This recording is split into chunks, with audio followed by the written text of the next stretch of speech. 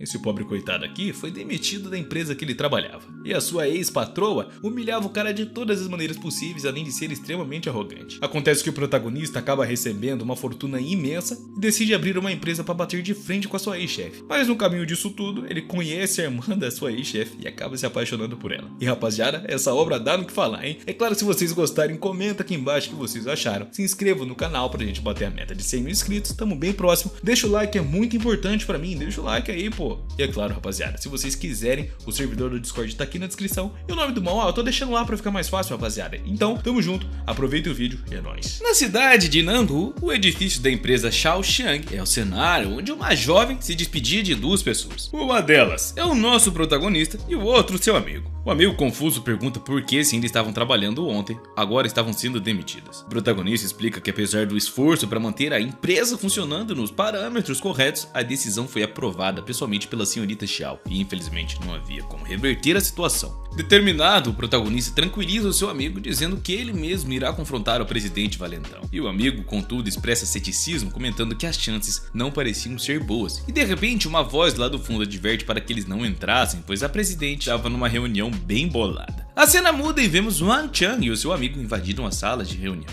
gritando e exigindo uma explicação da senhorita Xiao. Eles são recebidos com olhares gélidos e hostis, especialmente do presidente do salão de artes marciais Pang Zi. O prota, com firmeza, diz que estava ali para obter uma justificativa, enquanto seu amigo tenta acalmá-lo, sugerindo que eles voltassem mais tarde. No entanto, o prota responde que se eles forem demitidos, não conseguirão receber o salário restante. E o presidente fica furioso, gritando com eles, afirmando que a decisão de demissão é irrevogável, é inevitável, unânime, e também acrescenta que eles não têm qualificações para negociar para com ele, referindo-se a ele de uma forma desdenhosa, como se fossem um mero incômodo ali na empresa. Que é isso, hein, cara? Em pensar que isso acontece de verdade. Enquanto isso, o técnico do clube de judô, Guanakohiro, se levanta e se oferece para resolver essa situação, dizendo que não havia necessidade de chamar a segurança. Ele desafia o protagonista, exibindo sua força ao agarrá-lo pela roupa e erguê-lo no ar, anunciando que demonstrará o autêntico judô japonês e que ela está prestes a morrer. Wang, seu amigo, assiste com preocupação enquanto o presidente, despreocupado, toma chá, convencido de que ninguém ousaria desafiá-lo, ainda mais na presença de Hiro, o campeão nacional de judô. Contudo, o inesperado acontece, o poderoso treinador de judô é lançado de uma forma violenta contra a parede, ficando completamente inconsciente. E o presidente, Xiao, incrédulo, se levanta perguntando o que foi que rolou. Incapaz de entender como aquele jovem poderia derrotar alguém tão poderoso como Hiro, um amigo do prota comenta que não viu claramente o que aconteceu, enquanto o nosso herói, perplexo, admite que nunca soube artes marciais. Ele começa a se questionar sobre a sua força repentina e aquilo tudo que veio do nada, se lembrando de um evento recente, e se pergunta se a real recompensa daquele sistema esquisito que ele viu da transmissão ao vivo poderia realmente ser de verdade. Um flashback de 2 horas antes, em um cybercafé, vemos o protagonista usando o computador e refletindo sobre os eventos que aconteceriam em breve. É um tanto entediante para ele, pois ninguém lhe fazia companhia naquela internet, e comenta que vai apenas assistir a uma transmissão ao vivo para passar um tempo. Nosso prota menciona que recentemente ele se registrou em uma plataforma de streaming ao vivo chamada Wangjing. Parecia ser uma plataforma pequena e comum, então ele preencheu as informações de registro de uma forma um tanto quanto aleatória, sabe? Incluindo os números de identificação. Para surpresa do prota, o registro foi concluído com sucesso, o que lhe pareceu até que estranho, sugerindo que a plataforma talvez não fosse tão formal quanto realmente deveria. Curioso, ele percebe algo inusitado: a classificação de uma transmissão ao vivo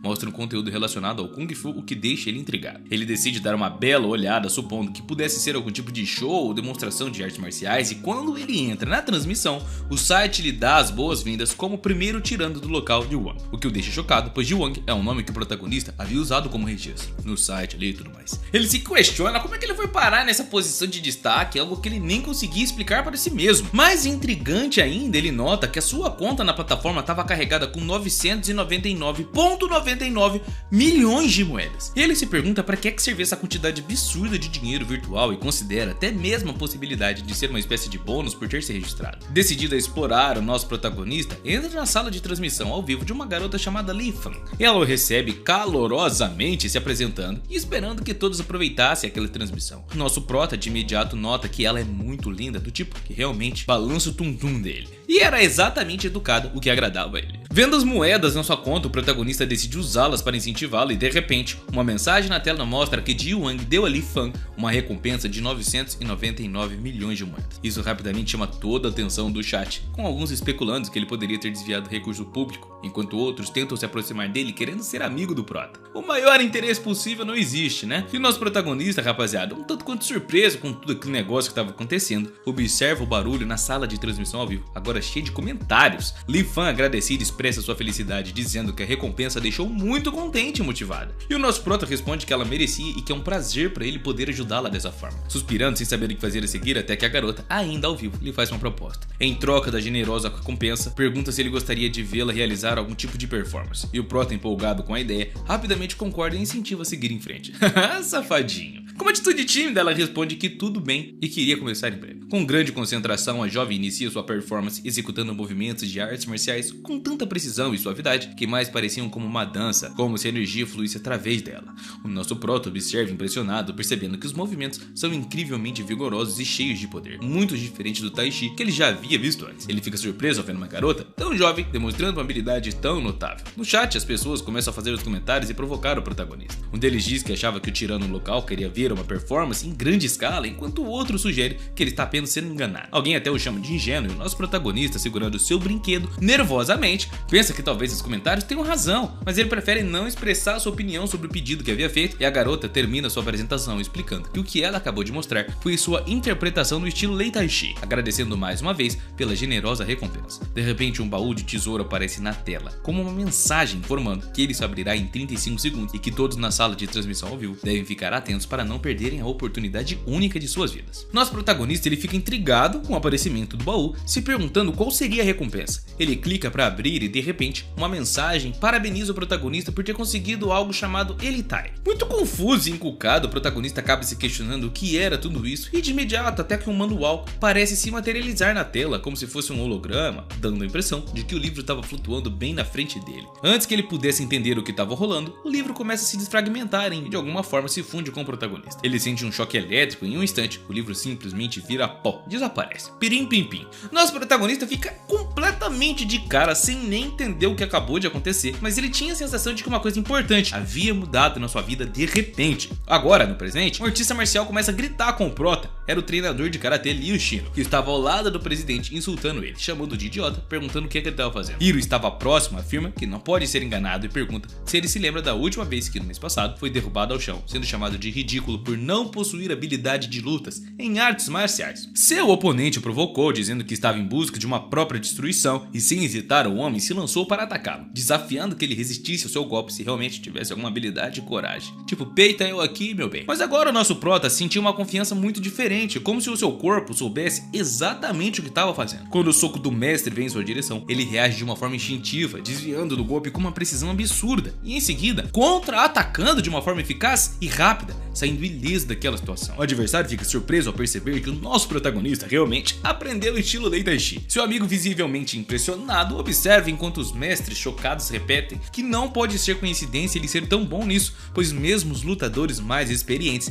admitem que nunca tinham visto alguém com tais habilidades iguais à do protagonista. Nosso prota então vira as costas para o grupo e com determinação diz ao amigo que tá indo embora, afirmando que ele não precisa ficar ali, pois tem a sua própria vida, e ainda provoca perguntando se a sala de artes marciais, composta por um bando de fracassado, é realmente conhecida como número 1 na cidade de Nangdong. Ele se despede com um adeus enquanto seu amigo, desdenhando por completo do grupo, os chama de covarde, que perderam a chance de aprender com um verdadeiro mestre incrível. O presidente, no entanto, interrompe a sua saída gritando para que parassem. Ele tenta suavizar a situação dizendo a Wang que tudo não passou de um mero mal-entendido e que por reconhecer o seu talento especial, não vai permitir que alguém com a sua habilidade seja tratado de uma maneira grosseira. Ela decide revogar a carta de demissão, mas o nosso protagonista interrompe dizendo que ele só tá interessado em receber o seu salário do último mês e que o resto, ó, não tá nem aí. Tanto faz, tanto fez. Isso deixa a presidente frustradaça, bolada, pois ela começa a perceber que o prota realmente pode ser uma força difícil de lidar no futuro e que precisava encontrar uma maneira de prendê-lo, sabe? Mantê-lo por perto. Determinada a não deixá-lo ir, o presidente liga para um amigo e ao conversar com ele, relembra que havia mandado muito dinheiro para fora e pondera que se não quisesse perder o emprego, deve mudar de ideia sobre a demissão. Agora, enquanto Clara tem uma ligação com Wang, ela permitirá que ele continuasse mais trabalhando, oferecendo até mesmo dobrar o seu salário. Em sua mente, Ri satisfeita, planejando mostrar a Wang as vantagens do sistema que acreditava que o farão perder completamente a cabeça e se render à sua influência. O traidor, o homem gordo e desleixado, comenta com um sorriso cínico que o amigo de Huang deve fazer o que decidir a seguir. O protagonista, sem hesitar, responde que ele é quem toma suas próprias decisões e o traidor então se afasta com o presidente, mencionando que vai quitar o empréstimo na próxima semana, embora a situação tivesse muito apertada. Ele faz uma piada insinuando que o nosso prota parece estar tranquilo demais para alguém naquela situação. Enquanto isso, o prota se retira com um olhar de compreensão e o seu amigo, se sentindo culpado, pede desculpas por tudo, perguntando se aí tinha alguma esperança. Nosso herói, em um tom muito amigável, sugere que eles deveriam sair dali juntos, chamando seu amigo de gordinho, como uma brincadeira entre si sem intenção de ofender, mencionando que há uma certa excitação em correr riscos juntos quando se tem amizade de verdade. Caminhão Sam, é você? Vixe! Nesse momento, um dos artistas marciais sugere a senhorita Xiao que ela deveria chamar a polícia para prendê-los, mas ela, furiosa, ordena que deixassem os dois irem embora e que acordem os homens inconscientes no chão. Ela promete com raiva que Han não terá um lugar para se esconder na cidade e que deverá se preparar para as meras consequências. Agora, numa bela paisagem ao ar livre, o nosso protagonista, se sentindo aliviado, comenta que há muito tempo ele não se sentia tão free assim, né? E seu amigo até ri, lembrando de como que aquela mulher foi terrível com eles, mas agora eles estavam desempregados de novo, se perguntando o que fariam a seguir. O amigo tira um cartão do bolso e diz ao protagonista que são o dinheiro que ele havia economizado e que ele deveria guardá-los para uma emergência. Pergunta também se estava tudo bem dar o dinheiro e o protagonista garante que sim, revelando que tem um plano para ganhar e guardar o dinheiro, mas ainda não podia contar. O cara preocupado brinca que parecia algo perigoso e talvez até mesmo fosse um crime, né? O protagonista sorri dizendo para ele não ficar preocupadinho não e voltar para sua casa, procurar um emprego depois da cidade. E enquanto caminhava, diz ao seu amigo para não fazer nada imprudente. Olhando para o céu, o prota reflete sobre a transmissão ao vivo de que seu amigo diz que encontraria uma maneira de ganhar dinheiro, sugerindo que deveriam esperar até a noite no cybercafé. Mais tarde, nesse cybercafé, o protagonista, ao olhar para o monitor, comenta que o nível de registro atual era fraco e que alguns canais nem sequer poderiam ser acessados, o que o faz lembrar de várias regras da plataforma e também se pergunta o que foi que aconteceu com aquele milhão de moedas que ele havia ganho. Lamentado por ter gastado tudo de uma forma tão rápida, o prota até percebe que deveria ter planejado melhor e, curioso, ele verifica seu saldo, descobrindo que agora tava zerado, rapaziada. Zeradinho. Neca de bitibiriba. Uma mensagem na página explica que para evitar exceder o limite do sistema, uma certa quantia de despesas será resposta diariamente e o saldo dobrará no dia seguinte caso não seja utilizado. Nosso prota ele fica tão intrigado com essa informação, imaginando se ele realmente receberia mais moedas no dia seguinte. Surpreso, considera isso uma vantagem invencível e se anima com a ideia. Enquanto caminha à noite, ele pondera sobre como é que ele conseguiria ganhar uma grana com aquela transmissão ao vivo, lamentando que as moedas não possam ser trocadas por dinheiros reais. Ele até considera uma possibilidade de usar Tai Chi que aprendeu para competir em lutas de boxe underground e assim conseguiu uma bela graninha. Entretanto, seus pensamentos e devaneios são interrompidos por alguém que o chama pelo seu nome. Adivinha só? É o presidente que se aproxima reclamando sobre a vergonha que passou no trabalho, dizendo que quer evitar uma briga. Comenta que os seus colegas não levam nada a sério e que ele mesmo nem é um treinador de boxe. Mas antes que a conversa pudesse se desenvolver direito, o presidente furioso ameaça o prota, dizendo que vai sentir dor novamente e que ele está prestes a enfrentar as consequências de seus atos maquiavélicos. Com confiança, o protagonista permanece firme e pronto para o que der e vier. Ele os desafia, ordenando que viessem até ele e tentam até enviar o homem para o inferno, mas de repente houve-se um tumulto. Os agressores estavam sendo derrotados um a um e o medo começa a tomar conta de todos eles. Um deles grita para que ninguém se aproximasse, pois todos que tentaram foram facilmente neutralizados e agora estavam deitados ao chão, incapazes de sequer se mover. Quando a cena muda, ele coça a cabeça em estado de choque, questionando o que é que estava rolando. Será que ele era algum tipo de monstro e que aquilo não poderia ser real de forma alguma, pois talvez o prota só estivesse sonhando? Esses eram os pensamentos que passavam em sua cabeça. O pânico começa a tomar conta e ele, tremendo, pega o telefone para ligar para a mãe, saindo correndo, gritando que quer voltar para sua cidade natal. Enquanto o covarde foge, o protagonista observa a cena e comenta consigo mesmo que era incrível como esse Tai Chi é realmente poderoso. E mesmo depois da luta, ele não sente nenhum cansaço e que agora estava até ansioso pela próxima transmissão ao vivo de Quan Chi, esperando que as suas moedas fossem atualizadas à meia-noite. Já em casa, ele reflete sobre como felizmente baixou a versão mobile do Genu Live e agora conseguia verificar se as suas moedas foram atualizadas. No entanto, ele percebe que uma coisa estava muito errada, pois ele não conseguia abrir o aplicativo e se lembra de que o Wi-Fi da sua casa foi cortado por falta de pagamento, percebendo que nem tinha dinheiro para resolver esse problema. Decidido a não se preocupar com isso agora, ele usa o seu crédito para garantir acesso à internet e finalmente consegue entrar na plataforma. Ao entrar, ele vê com satisfação que o seu saldo agora é de 2 milhões de moedas, ficando entusiasmado ao perceber que o saldo realmente foi atualizado e dobrado. Ele navega pelas diferentes categorias disponíveis, porém desta vez ele decide não explorar artes marciais. O seu foco agora era ganhar algum dinheiro inicialmente, né? Então ele começa a explorar a divisão divisão de cinema e televisão que parecia ser muito lucrativa, mas logo ele percebe que não tem muito tempo para investir nisso. Pensando em algumas alternativas, o prota se pergunta o que ele poderia fazer sem investir muito tempo e dinheiro. De repente ele decide experimentar a sessão de literatura e começa a assistir uma transmissão ao vivo de um homem mais velho que estava anunciando o lançamento do 4º volume do seu novo livro no dia seguinte. Bao, como é chamado, expressa o seu desejo de que todos continuassem apoiando o trabalho do terceiro tio. Durante a transmissão, o homem percebe a entrada de Ji-Wang, o famoso tirano, no local de Hang Live, na sala de transmissão. Surpreso, o terceiro tio pergunta se esse não era o tirano local sobre o qual todos estavam comentando no dia anterior e saúda o visitante enquanto o chat se agita dando as boas-vindas a Ji-Wang, lembrando que ele recompensou o Feng com 1 milhão de moedas no dia anterior. O homem se apresenta como o terceiro tio da escola do norte e menciona que estava promovendo o seu novo romance ao vivo e o protagonista, curioso, decide investigar e fazer uma pergunta ao chat se esse livro de Jubal Notas é realmente um sucesso. As pessoas no chat imediatamente respondem, confirmando que o livro não é apenas um sucesso, mas também muito bom.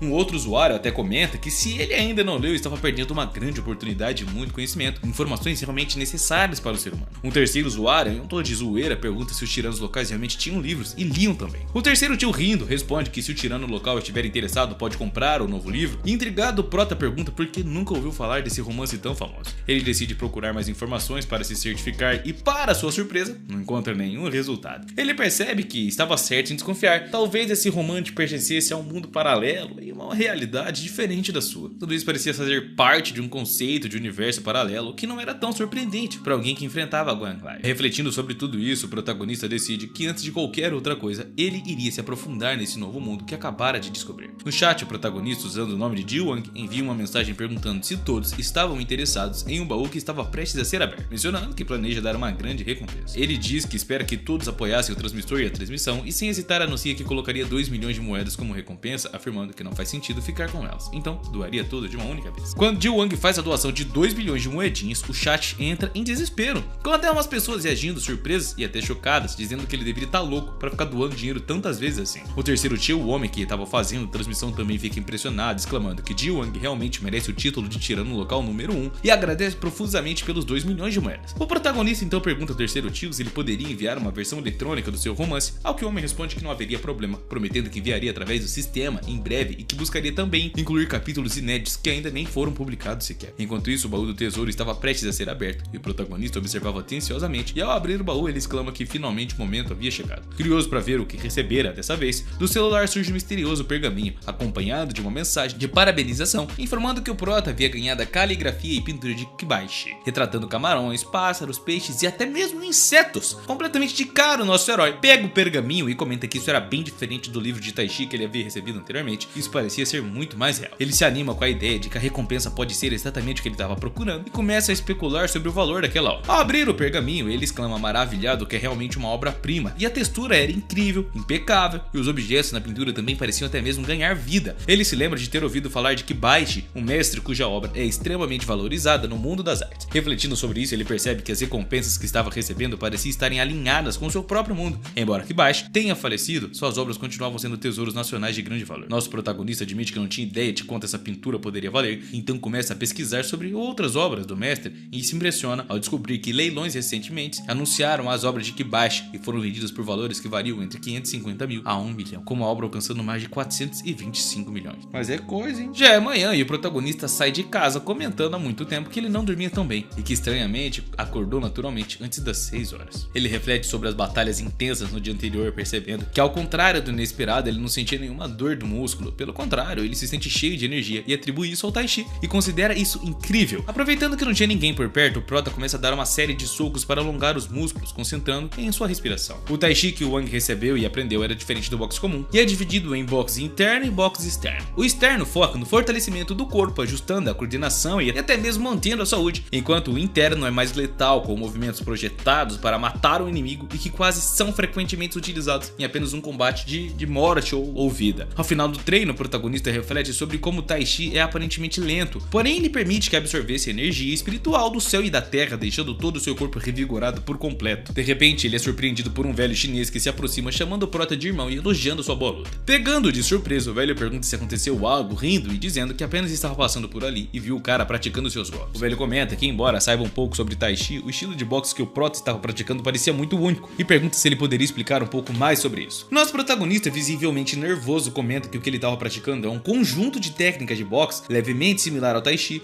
mas com algumas nuances diferentes. Ele menciona que apesar da energia parecer fraca, no momento ela se torna surpreendentemente poderosa. Rapidamente ele tenta se esquivar da situação dizendo que a professora precisava sair, ao que ele responde perguntando se estará de volta na próxima vez, pois estava aguardando por ele. Em seguida, sua filha intrigada reflete sobre o encontro estranho que teve com um homem peculiar logo cedo e pergunta se ele não seria um tipo de pervertido agora solto e acabei de fazer algo suspeito. Um homem de terno se aproxima chamando-o de pai e diz ao idoso que estava acontecendo algo e que ele deveria parar de perambular sem rumo. O jovem sugere que o velho fosse focar nos negócios da família, algo mais produtivo, e o velho em resposta comenta que o seu filho, apesar de não ser atraente, é completamente cego para certas coisas. Observando atentamente, ele percebe que o jovem tem talento e diz que desta vez talvez tenham encontrado um verdadeiro mestre. Logo no ponto de ônibus onde o protagonista finalmente localiza uma loja de remessa online respeitável na cidade de Jiang'ir, acreditando que lá ele poderia chegar antes que fechasse. Alguém anuncia que o ônibus de Jiang'ir estava prestes a partir e os passageiros são instruídos a embarcar. No meio de toda aquela gente, o prota até percebe o grande número de pessoas e o ônibus estava lotado, nem tinha espaço mais, e começa a ser empurrado para frente e para trás, pedindo aos amigos na frente que parassem de empurrar. Lá ele, enquanto tenta proteger a sua bolsa, onde ele guardava pedras preciosas e caligrafias e belas pinturas, e pede para que as pessoas à frente deixassem-no passar, e de repente ele até sente algo macio e misterioso que capta sua intenção. Sem querer, ele toca onde não devia, percebendo que algo estava muito errado. Vocês já imaginam, né? Vindo de uma a uma. A garota alarmada o chama de canalha, perguntando onde ele pensava que estava ali, e a sua amiga preocupada pergunta se estava bem e talvez tenha encontrado um lobo pervertido no ônibus de novo. O prota até tenta explicar que não foi isso que ele quis fazer e ele nem teve intenção de causar qualquer problema, afirmando que o ônibus estava tão lotado e que ele acabou encostando nela por mero acidente. No entanto, a garota, furiosa ou confusa, acusa ele de ser astuto, mencionando que apesar dele não parecer uma pessoa ruim, a sua atitude foi incrivelmente descarada, ainda mais em plena luz do dia. Com desprezo, ela avisa que ele não escapará impune, ameaçando levá-lo à polícia para que seja preso e assim descesse do ônibus em paz. A amiga da garota, chamada Kinder, também sugere que talvez devessem trocar de ônibus, pois a situação estava se tornando insuportável e cada vez mais frequente também, né? Sentindo-se acuado, o protagonista também se defende, irritado, repetindo que foi um acidente, questionando a teimosia de Kinger, perguntando se ela estava louca por acaso. No entanto, antes que a discussão continuasse, o ônibus freia de uma maneira brusca, fazendo com que tanto a garota e quanto o Kinger tropeçassem e caíssem sobre o prota. Nesse momento, ele agradece por ter conseguido se manter firme, achando o momento curioso e inesquecível, imerso na sensação de suavidade do acidente, mesmo sabendo que ele deveria estar procurando e limpar o seu nome. Kinger, percebendo a situação, se desculpa pelo braço atrevido, repentino, explicando que foi um freio abrupto no ônibus que fez perder o equilíbrio, mas o prota, ainda atônito, apenas repreende levemente, observando que ela deveria ter prestado mais atenção antes de julgá-lo tão rapidamente. Afinal, agora eles estavam praticamente na mesma situação, né? Ele pretendia fazer uma observação, perguntando se ela não havia acabado de fazer a mesma coisa que ele, se era justo tratá-lo como um doentio, exigindo que ele tivesse mais cuidado. A garota se desculpa e antes que pudesse continuar a conversa, uma campainha toca e a voz do sistema do som de ônibus interrompe, informando aos passageiros que seria transmitido um aviso de emergência, e o prota se pergunta o que é que teria acontecido. O aviso explica que devido a obras na estrada, o ônibus não fará a parada da programação na estação e seguiria direto para a estação do norte. Aqueles que precisavam ir para a estação leste deveriam descer e pegar uma transferência. O anúncio é feito como um pedido de desculpa, mas o prota fica visivelmente irritado, já que o seu destino era justamente a estação leste, que agora parecia estar muito mais distante do que um mero sonho, né? Ele lamenta a situação, pensando que isso poderia estragar os seus planos, especialmente porque ele não tinha dinheiro suficiente para um hotel. Ao descer do ônibus, ele percebe que as duas garotas também saíram, incluindo Kinger, que reconhece o prota e o chama de amigo. Surpresa, ele pergunta se elas também estavam indo para a estação leste e Kinger confirma, comentando que é uma coincidência. Ela sugere que compartilhassem a viagem, já que esperar pelo próximo ônibus naquela estação remota seria muito complicado. Concordando com a ideia, então eles decidem seguir juntos, e o motorista, tentando aliviar a situação, diz à jovem que era que não se preocupasse, pois ele estava dirigindo rápido e prometia chegar à estação leste o mais rápido possível e em segurança, claro, né? Ele pede desculpas novamente e menciona que trouxe muita comida de sua cidade natal, tentando criar uma atmosfera mais leve, e as duas garotas, que já pareciam bem próximas, sentam-se na última fila junto com o prota, mesmo que o espaço fosse um tanto quanto apertado, porém agora estavam meio que familiarizados, né? Enfim. Enquanto o carro segue viagem, o motorista, em um tom descontraído, comenta que tem inveja do prota por estar acompanhado de duas garotas tão lindas, e as meninas, irritadas com o comentário, protestam simultaneamente, esclarecendo que não eram namoradas dele. Kinder, virando-se para sua amiga Xiao, confidencia que está arrependida de ter decidido compartilhar o carro com aquele rapaz, sentindo que ele estava se aproximando demais, e elas se preparam para seguir em frente. Assim que ela chega, avisando para não se envolver com ele, a garota responde de uma forma afirmativa, e o nosso prota até faz um gesto para ela de maneira descontraída e cutuca com o cotovelo. Assustada, a garota imediatamente reage, gritando e perguntando o que ele estava fazendo. Ela o chama de idiota e acusa de ser um pervertido, só que já tocou de propósito, mas o protagonista, sem paciência, manda ela calar a boca, perguntando se ela não percebeu que havia algo estranho com aquele carro. Ele alega que se prestar atenção perceberá que o trajeto estava ficando cada vez mais isolado, com o carro já até fora de uma rota normal. Então ele confronta o motorista perguntando se ele estava realmente dirigindo para a cidade do leste e querendo saber para para onde é que realmente estavam sendo levados. O motorista, com um tom gélido, responde que não há motivo para preocupação, afirmando que vai levá-los a um lugar excelente, já zombando até da situação e da cara dele. Enquanto isso, vários homens com aparência suspeita e monótonas começam a cercar o carro, aumentando a tensão. Um dos homens se aproxima da amiga da garota e, com um sorriso sinistro, anuncia que o destino final é a Floresta Feliz, ordenando que todos descessem do veículo. A garota, em pânico, grita que estavam sendo assaltados e que caíram em uma emboscada, e o homem ri de uma forma cruel, abre a porta e puxa a garota para fora. O motorista comenta satisfeito que ele conseguiu 2 lindas garotas, considerando isso seu lucro do dia. E a garota, desesperada, grita para os homens a soltarem, ameaçando chamar a polícia. Mais um dos criminosos, indiferente, diz que ela pode denunciar o quanto quiser, mas duvida que a polícia chegasse antes dos bandidos ou até mesmo de um coletor de corpos. Se é que vocês entendem, né? De uma forma desafiadora, o homem provoca ainda mais, revelando que há uma garota ainda mais bonita dentro do carro, enquanto o outro puxa Kinger, ordenando que ela descesse, pois há mais de 10 homens esperando por ela. A garota, com raiva, exige que o homem a soltasse e não tocasse nela, e nesse momento o protagonista intervém, puxando a garota de volta, declarando que ele vai sair do carro primeiro, mostrando estar muito irritado com aquela situação ridícula e deplorável que os caras estavam fazendo. O criminoso, de uma forma furiosa, rebate com o protagonista porque ele estava muito bolado e acusa ele de estar buscando a própria morte,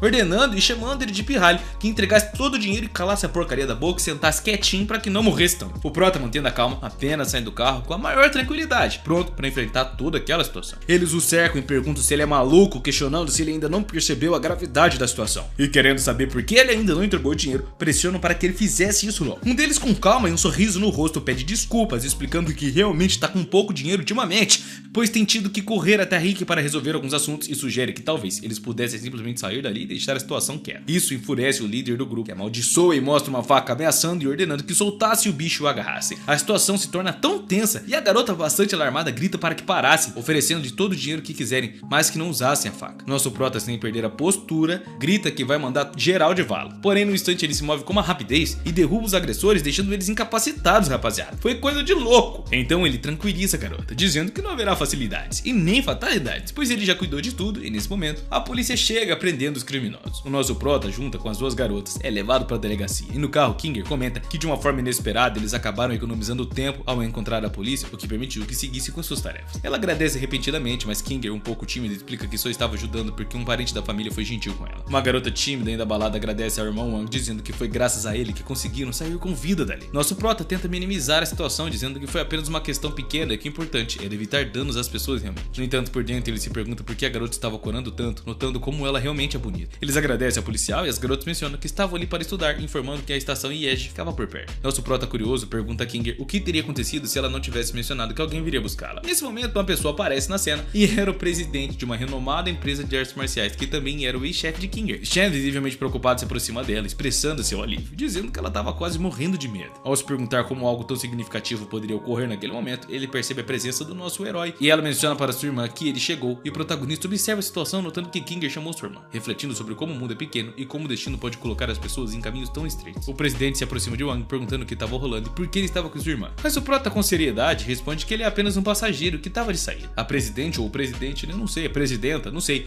por dentro, estava de cara com o protagonista ali, rapaziada. Por dentro, porém, ele pondera sobre o que aconteceu e lembra que, embora não guardasse rancor, ainda se sentia incomodado, e pensa que, apesar de tudo, seu amigo cuspiu nele antes de ir embora, e não era do tipo de pessoa que esquece ou perdoava facilmente como se fosse um trouxa. Wang promete a si mesmo que o insulto dirigido a ele e ao seu irmão um dia fará com que a empresa do presidente sofra as consequências. A presidente, indiferente, pergunta à irmã se ela conhecia o Wang e se há algum tempo tinha ressentimento entre eles. Ele nota que há um brilho intenso nos olhos dela enquanto respondia com grande entusiasmo que Wang era o seu salvador, e conta com entusiasmo que derrotou mais de uma dúzia de ladrões com um único golpe, demonstrando a sua habilidade muito além do que um treinamento em artes marciais que poderia ser ensinado. Quando o presidente ouve isso, lança um olhar impressionado para Wang, e Kinger continua a contar a história, dizendo que se não fosse pelo prota, sua irmã jamais poderia vê-lo novamente, e ainda insiste que é uma boa pessoa e por causa dele, ela decidiu não se preocupar mais com o passado. A presidente, vendo a preocupação sincera em seus olhos, começa a relaxar e a tensão diminui, e eles decidem seguir em frente, deixando o episódio para trás. No apartamento do protagonista, ele comenta que a estrada esteve cheia de gente e assaltos, mas felizmente as pinturas famosas que ele carregava não foram danificadas. Infelizmente, todos os atrasos fizeram com que a loja de consignação fosse fechada antes que ele pudesse chegar, forçando ele a que voltasse no dia seguinte. Deitado na cama, ele reflete que se as caligrafias e as pinturas forem falsas, ele precisaria encontrar outras maneiras de resolver essa tal situação. Pegando seu celular, o prota começa a revisar as anotações do livro que ele recebeu de um terceiro, e as anotações eram impressionantes. Depois de ler alguns capítulos, ele se sentiu animado demais para parar. Não conseguindo mais esperar, ele decide que as obras boas mereciam ser compartilhadas e publica alguns capítulos, comentando que afinal esse romance nem existia no mundo todo. Com madrugada se aproximando das 2 horas, ele decide assistir uma transmissão ao vivo e ao entrar na sala de transmissão, nota que a sua irmã Lei Feng estava lá, agradecendo muito pelo Tai Chi que ele ensinou a ela recentemente. E a capa da transmissão parece, e inesperadamente, outro streamer se junta, ativando uma função que permitia que 2 streamers transmitissem juntos. Liu Feng percebe a entrada de Wang na sala e animada ela diz se não era o Dinang, de Wang, que há quanto tempo não via por ali. Outro rapaz pergunta se ele era o famoso tirano no local e ele rapidamente o cumprimenta com respeito, mencionando que seu nome é Sek e aproveita para falar e que pratica Muay Thai. Em segredo, ele sugere que se alguém quisesse aprender Muay Thai com ele, bastava recompensá-lo com 10.000 moedas mundial. A outra garota tenta repreender o seu parceiro, mas o Prota, enquanto escovava os dentes, ri dizendo que o cabelo amarelo de Sek é bem chamativo e pergunta quantos milhões de moedas mundiais ele queria como recompensa. Sek responde que são 4 milhões e garante que por esse valor ensinaria os seus movimentos e todos sem nenhum truque, pois era o 5º campeão consecutivo de Muay Thai no mundo.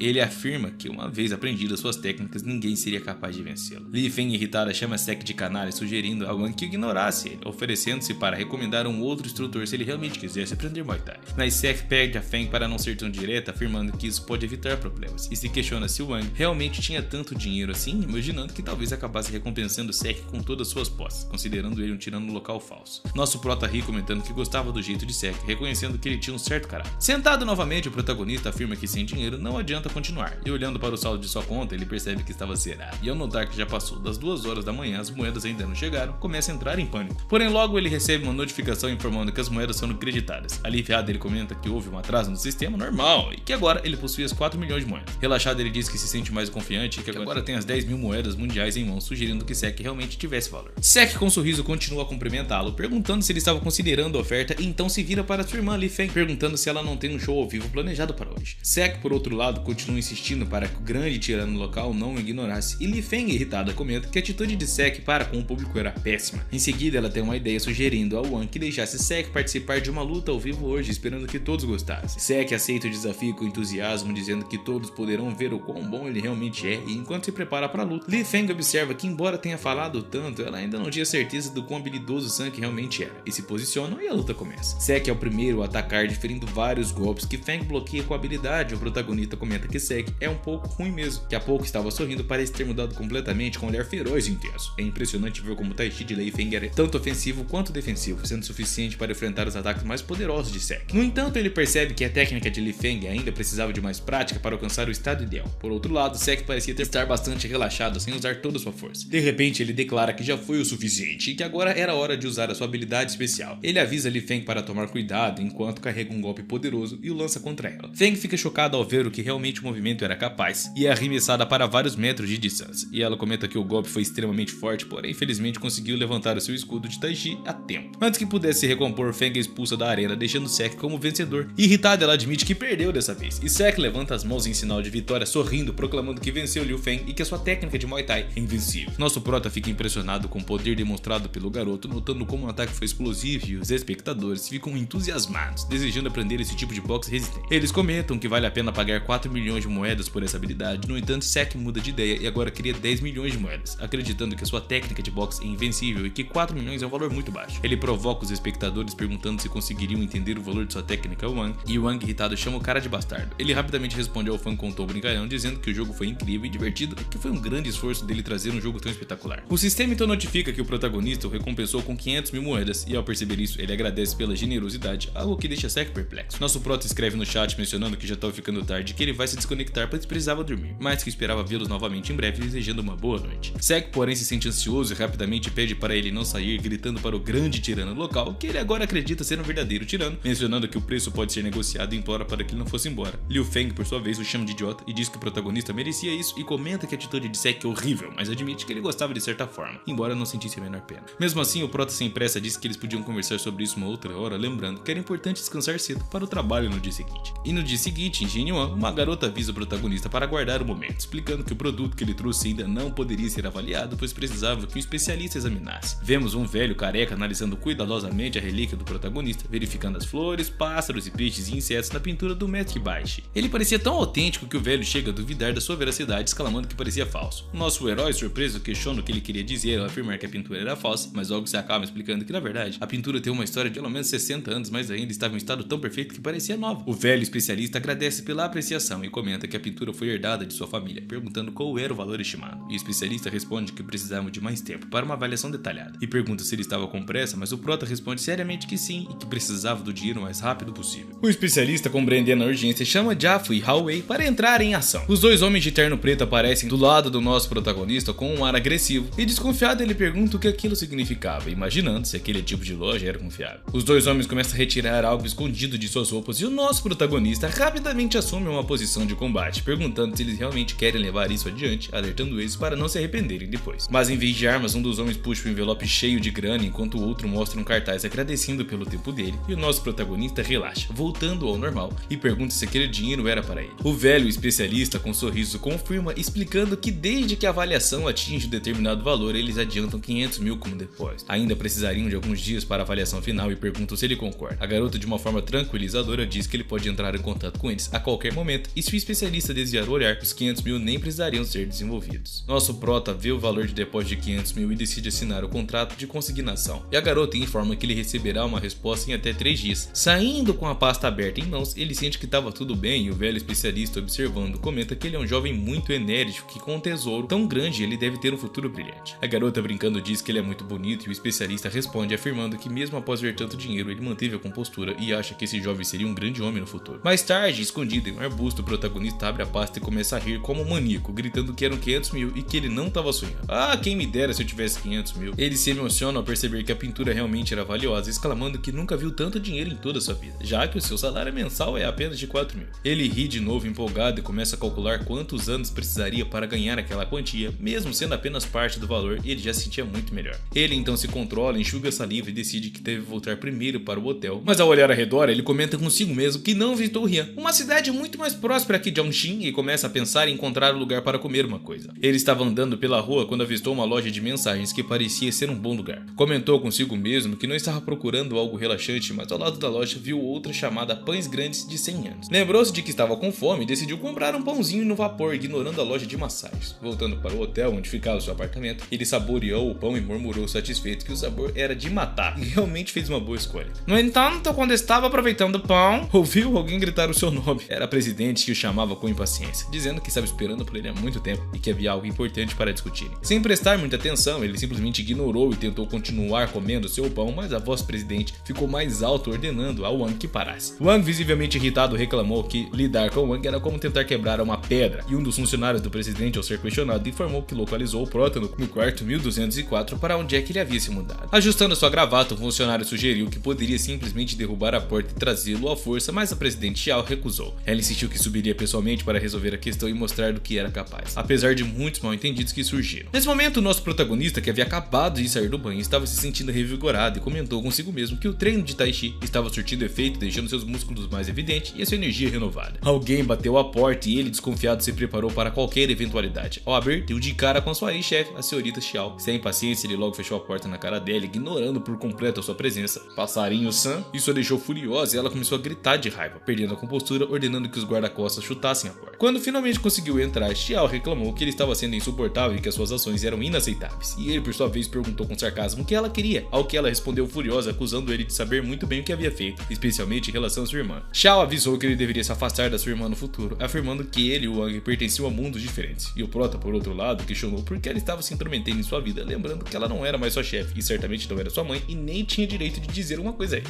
Com raiva, Xiao declarou que no futuro ele iria se arrepender profundamente das suas ações, pois ela, Xiao, iria fazer com que ele pagasse caro. E o prota, ainda sem paciência, perguntou se ela havia terminado e pediu para que ela se retirasse do quarto, advertindo que, caso contrário, não se responsabilizaria por ser rude. Xiao, assustado com a intensidade no olhar dele, hesitou enquanto os guarda-costas, percebendo a tensão, se colocaram entre eles, dizendo para a senhorita Xiao deixá-los cuidar da situação. Um dos guarda-costas afirmou que já o haviam convidado ali e que ela poderia ficar tranquila, pois eles lidariam com ele. Em resposta, o protagonista, sem hesitar, se preparou para a luta, enquanto um dos guarda-costas se apressou em pedir para que ele desculpasse com o presidente Xiao. O prota, no entanto, bloqueou o golpe com facilidade, comentando que aqueles caras eram tão ineficazes quanto os treinadores incompetentes da Academia de Artes Marciais. Com um movimento ágil, ele executou uma cambalhota mostrando a sua destreza, e um dos guarda-costas, impressionado com a flexibilidade do prota, comentou sobre a sua habilidade, enquanto a presidente Koran virou o rosto ordenando que capturassem rapidamente, pois ela não tinha tempo para assistir ao maluco. Nosso protagonista, sem entender completamente por que Xiao estava agindo assim, começou a se defender com destreza, enfrentando os guarda-costas com a maior facilidade, pensando que pode ganhar pulando como se fosse um masmaco. Mas outro guarda-costas, confiante, diz para ele desistir e se render perder logo, rindo com uma confiança arrogante, comentando que eles nem sequer conseguiam perceber o abismo de diferença entre suas habilidades, e que era melhor não perderem tempo conversando. Com isso, os dois atacam o protagonista simultaneamente. Um deles, ao atacar, desafia o prota a mostrar do que era capaz, mas o mesmo, como se fosse o relâmpago, agarra o rosto do agressor e o derruba com força no chão, dizendo que ele demorou demais pra agir. Pensa rápido, babaca. O segundo guarda-costas, sorrindo confiante, se aproxima por trás e agarra o braço do prota, acreditando que o pegou, e declara que a sua habilidade máxima era capturar alvos e que uma vez preso, ninguém conseguiria se soltar. Porém, ao apertar o braço de Wang, ele logo percebe que é inútil. Estranhamente, o braço do prota não se move nem cede, como se fosse feito de aço, e Wang responde com calma que isso é resultado de uma força interior de Tai Chi, e que se o guarda-costas quiser um desafio, ele estava pronto para enfrentá-lo. Com um golpe rápido, o prota derruba o segundo guarda-costas, que cai ao chão em um estado lamentável, e ele se volta para a presidente Yao, perguntando por que ela estava tão determinada a continuar com esses confrontos. Ele diz a ela que seja qual for o meio que ela usar, seja um treinador de artes marciais ou um guarda-costas profissional, o resultado sempre será o mesmo. Xiao, furiosa, admite que subestimou a situação e que a pessoa que ela contratou não era tão habilidosa quanto pensava. Mesmo assim, ela só queria dar um aviso dessa vez. Gritando, ela alerta para o prota não chegar perto e ameaça que se ele ousar tocá-la, faria ele pagar caro. O prota, olhando com desdenho, pergunta se ela realmente se achava tão atraente, afirmando que não tinha nenhum interesse nela e que nem teme as suas ameaças. Eles claramente se desentendem, mas Wang ressalta que o que aconteceu na noite anterior ainda não foi resolvido e que ele estava ansioso para ver o quão arrogante era a academia de artes marciais dela. Surpresa, Xiao pergunta o que ele quer dizer com a noite anterior, mas antes que ela pudesse responder, Wang declara que não tem nenhum interesse na irmã dela e que na verdade estava planejando abrir sua própria academia de artes marciais, e quando chegar esse momento, teria uma conversa mais tranquila e adequada. Despede-se de Xiao, mas ela fica visivelmente irritada, percebendo que o prota claramente não tinha intenção de se dar bem com ela, e começa a suspeitar que ele pudesse estar tentando humilhar ela de propósito, especialmente ao mencionar que abriria sua própria academia. Furiosa, ela grita para o prota, perguntando que tipo de academia ele pretendia abrir, insistindo que seu Kung Fu é bom, mas não invencível, e menciona que algumas das suas academias têm mestres poderosos e questiona se ele realmente acredita que pudesse superá-los. E o prota, já deitado na cama, pergunta se ela já terminou e que fosse embora, pois ele estava prestes a chamar o serviço de atendimento, pois estava querendo danar. Enquanto ela sai furiosa do quarto e entra no elevador, os seus funcionários a cumprimentam, mas ela responde com raiva, mandando eles deixarem os dois guarda-costas em paz, chamando eles de inúteis e ordenando que voltassem para a empresa. Internamente, ela reflete sobre um confronto, sentindo-se humilhada e prometendo que não deixaria isso barato. Embora aliviada pelo protagonista não ter interesse em sua irmã, ela o considerava um adversário problemático, percebendo que as suas habilidades são bastante superiores à dela. De volta ao seu quarto, o prota reclama que havia planejado assistir uma transmissão ao vivo e gastar todas as moedas restantes naquele dia, mas o aplicativo entrou em manutenção inesperada e com uma atualização programada para uma semana. Bolado, o protagonista acaba se jogando na cama e lamentando por não ter usado as suas moedas e resmungando que a má sorte nunca vem sozinha, e de repente seu telefone toca e ele se pergunta quem é que poderia ser aquela hora da noite. Ele atende o telefone e uma voz jovem e educada responde dizendo que é da equipe de Yang Wen, e a jovem explica que ele pode ligar para a irmã Feng pedindo desculpas por incomodá-lo a essa hora, mas precisava informá-lo que a cotação foi confirmada. O prota, surpreso, pergunta se ela realmente disse 2.480.000 e ela confirma, explicando que este é o orçamento e em grande parte para cobrir o suporte do número 205. O prota, compreendendo, expressa seu alívio e entusiasmo, comentando que esse valor é excelente e que com essa quantia ele finalmente poderia abrir a sua academia de artes marciais. Olha, eu nunca abri uma academia de artes marciais, mas eu tenho certeza que não precisa desse valor não. No entanto, antes que ele pudesse relaxar, um outro telefonema interrompe seus pensamentos e ele se pergunta quem é que poderia ser tão tarde da noite. Ao olhar para o identificador de chamadas, ele vê que um número desconhecido, o que lhe dá um mau pressentimento. Ao atender, uma voz feminina o chama de irmão Tian e revela ser Xiao Qing, perguntando se ele se lembra dela. O prota, confuso, pergunta sobre o que ela estava falando e Xiao Qing, a irmã da presidente, explica que por sorte anotou o número dele da última vez e queria entrar em contato para agradecê-lo por tê-la salvo. Sua amiga ao lado sugere que deveria acompanhá-la, mas Kinger faz um gesto indicando que não era necessário, garantindo que alguém viria buscá-la em breve, e ela insiste em agradecer a Wang e sugere o encontro no dia seguinte às 3 horas no Parque Fengo. O prota, ainda desorientado, concorda, mas logo começa a se sentir nervoso, lembrando que havia prometido se manter afastado da irmã da presidente, e se questiona por que concordou em encontrá-la, mas depois ele se tranquiliza, pensando que era apenas um gesto de gratidão e nada além disso. Wang se lembra que Xiao Kinger é uma estudante universitária e nem parecia ter segundas intenções, e ele tenta se acalmar, convencendo-se de que não fez nada de errado, e que aceitar o agradecimento dela é uma coisa normal. Determinado a manter as coisas claras, ele decide que iria ouvir o agradecimento e depois seguiria o seu caminho sozinho. O cenário muda para o dia seguinte no Parque Feng, onde Wang se encontra com a garota, mas estava visivelmente nervoso, especialmente porque King parecia estar muito animada, e comenta sobre a atração do navio pirata, e foi emocionante. Enquanto Wang, tentando parecer tranquilo, admite que estava mais atordoado do que calmo, se perguntando internamente como acabou nessa situação. Xiao Qing, percebendo a sua atenção, pergunta se ele estava bem e se tinha algo para lhe dizer, já que o irmão Wang é um homem sempre ocupado. E Wang, ainda tentando entender a situação, é surpreendido por Xiao Kinger, casualmente, que revela que acredita estar começando a gostar dele. A confissão pega o prota completamente desprevenido e ele quase engasga com o que estava bebendo. Ela explica que não é apenas pelo fato dele ter salva naquele dia, mas que essa situação fez perceber os seus sentimentos. E o prota, ainda mais confuso, pergunta se isso era possível, e Kinger responde que sim, provavelmente explicando que sua irmã é uma pessoa muito poderosa e que poucos têm coragem de enfrentá-la. dela, todos temiam ela. Mas o Prota, por outro lado, era diferente e ela menciona que ouviu falar que pensou sobre ele e pensou que ele tinha um caráter forte. O Wang, ainda processando tudo, responde que não é questão de ter um caráter forte, mas que a irmã dela, Xiao, já passou dos limites com sua rudez e arrogante. E King, em um tom mais sério, revela que entende a raiva da irmã, mas que ela não era assim quando eram mais novas e explica que quando eram crianças, seus pais se deixaram com uma grande dívida e foi a irmã quem teve que desenvolver essa personalidade arrogante aos poucos para sobreviver e subir na vida. No entanto, ela teme que esse comportamento cada vez mais cruel possa acabar machucando Xiao ou que alguém acabe se voltando contra ela por isso. O Prota fica sério e diz que não estava tentando ensinar uma lição a sua irmã por diversão, ele só queria que ela entendesse que a arrogância pode ser perigosa e acredita que às vezes é preciso mostrar valor para ser respeitado. Xiao Kinger sorri novamente e brinca perguntando se é porque ele gosta dela. O Wang, um pouco desconcertado, responde que talvez tenha sido um comentário um pouco inadequado e Kinger, sempre curiosa, pergunta sobre a marca em seu pescoço, imaginando se era uma tatuagem ou se sua cabeça já tinha sido, né?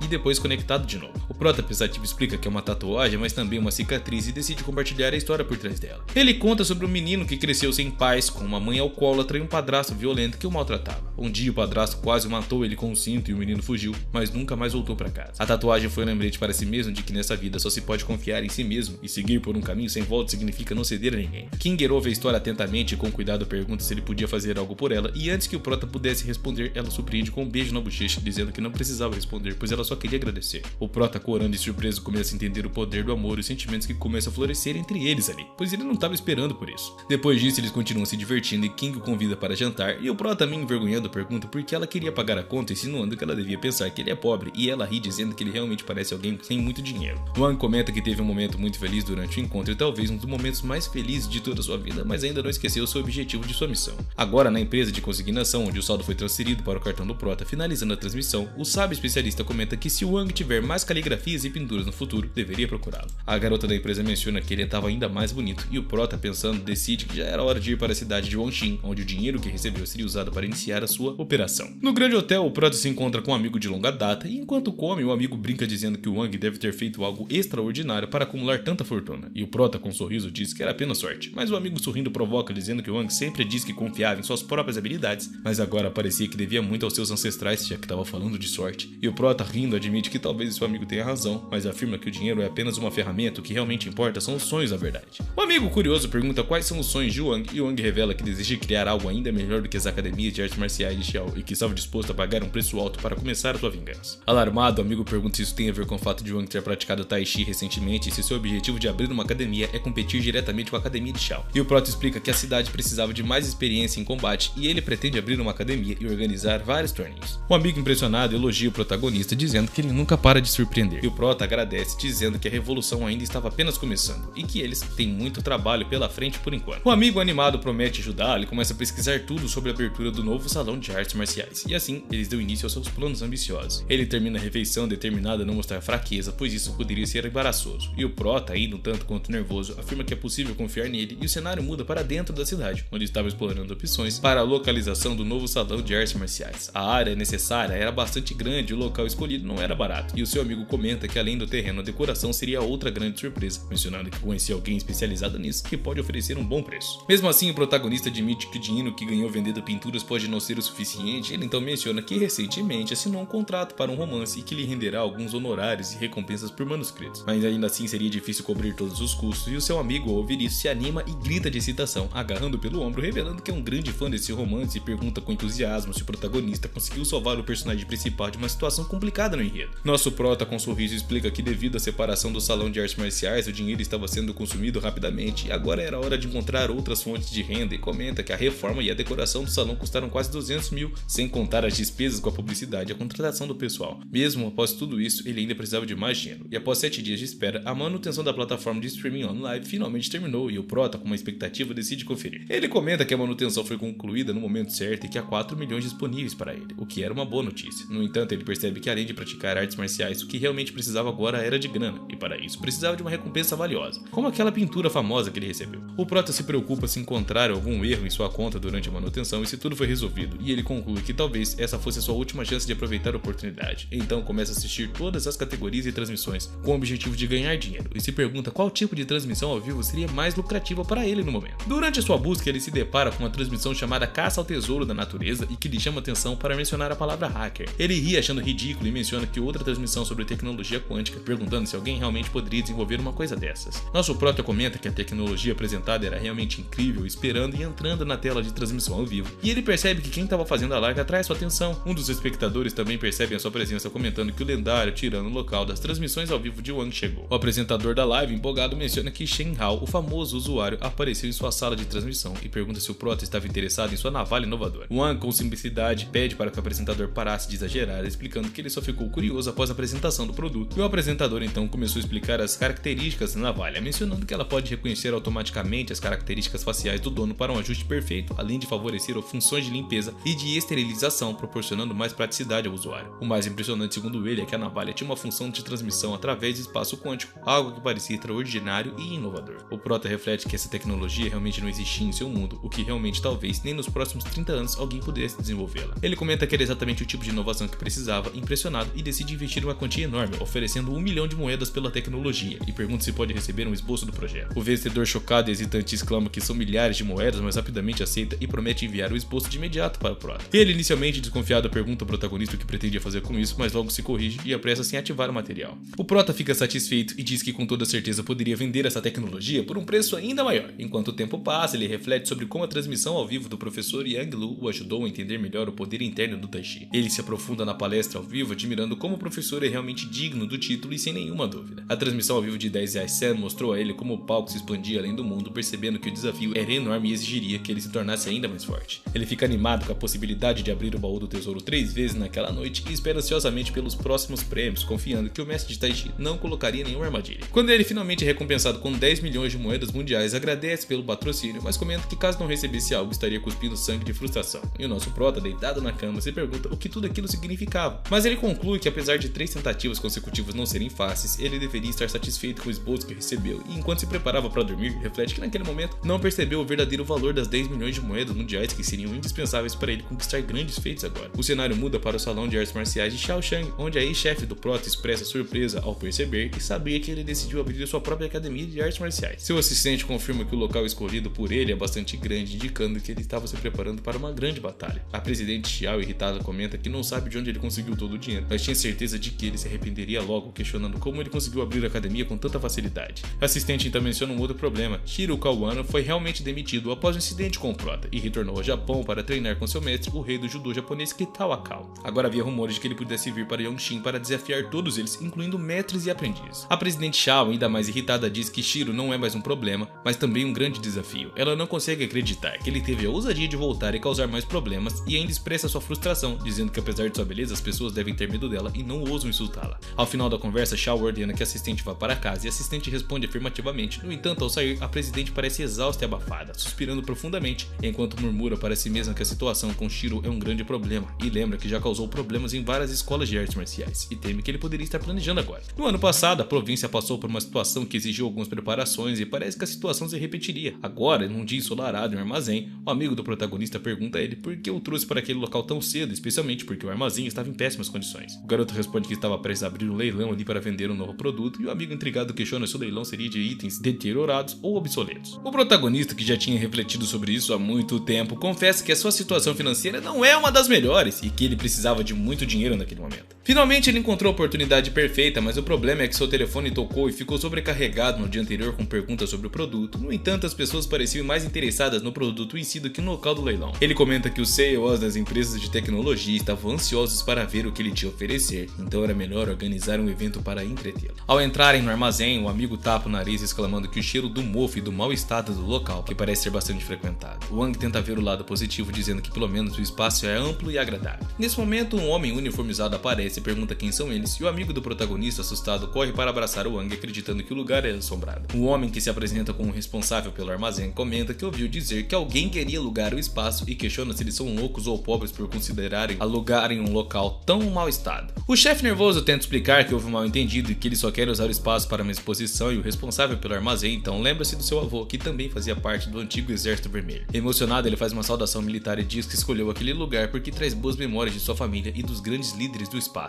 O dono do armazém, tocado pela história, decide cobrar apenas 100 ienes pelo uso do local, e o Proto agradece, dizendo que todos vivem sob a bandeira vermelha e que agora são uma grande família. Ele pega uma vassoura e pede ao tio Han para descansar, enquanto ele e seu amigo começam a arrumar o local. O amigo reclama que nunca imaginou que teria que ser faxineiro dinheiro, mas tio Han, vendo o entusiasmo do jovem, decide ajudá-los e conta que, quando estava no exército, conseguia levantar uma vaca sozinho, mas agora ele só queria descansar. À noite, o prota já estava em sua cama, exausto após um dia inteiro de limpeza, e comenta que foi mais cansativo do que praticar tai chi, e ele sabe que no dia seguinte as grandes empresas virão para ver o produto, e esperava até conseguir um bom preço. Enquanto olhava para o celular, ele percebe que ainda não são nem 2 horas, então decide assistir uma transmissão ao vivo de Wang. No entanto, uma mensagem do examinador aparece em estado de alerta, e o prota, agradecendo pelo apoio inicial, menciona uma exceção relacionada a uma moeda de ouro, e ele fica intrigado e começa a refletir sobre essa situação. Se o erro foi corrigido, o camarada já estava morto, e devia continuar lendo com atenção. Eles informam que o sistema manteria sua conta ativa conforme as regras e termos estabelecidos. No entanto, se o uso do dinheiro seria monitorado com um limite semanal definido. E se esse limite fosse ultrapassado, os gastos serão dobrados na segunda semana e o saldo seria liquidado automaticamente, e caso ainda houvesse algum. O prota, empolgado, exclama que isso era excelente, pois agora ele não precisava se preocupar com os detalhes diários. Parecia que o sistema reconhecia o seu livro e ele não precisava mais se preocupar com isso, agora que se tornou um verdadeiro tirano. No dia seguinte, o prota leva o seu amigo para um armazém específico e ele explica que o arrastou para lá tão cedo porque estava de bom humor, e o Wang, o nosso prota, abre a porta do armazém dizendo ao amigo que o propósito da vida é ser feliz e que hoje será a exposição onde eles vão trabalhar duro. O amigo responde que se ele o arrastou para limpar de novo, deve se lembrar de pagar pelo trabalho, mas ao entrar percebe que o lugar já estava limpo e organizado, e surpreso, ele comenta sobre como o local estava inesperadamente impecável e pergunta por que tinha tantos assentos. Tio Wan, sentado com outras pessoas bebendo algo, explica que é bom que o jovem ainda parecesse decente e, como se trata de uma exposição, era necessário ter assentos, e menciona que chamou alguns amigos camaradas de armas para o ajudar. O prota agradece rapidamente e sugere que o vovô Han aceite um pouco de dinheiro como forma de agradecimento e dividam entre eles. Porém, o cara recusa, dizendo que não aceitaria o dinheiro, pois como ex-líder do esquadrão, ele vê que o seu dever é ajudar as pessoas no futuro que realmente precisam da sua ajuda. O amigo do prota se aproxima do vovô, agradecendo novamente, mencionando que ele também foi um líder do esquadrão aposentado, e Han o chama de camarada, perguntando de onde é que ele é e de qual turma.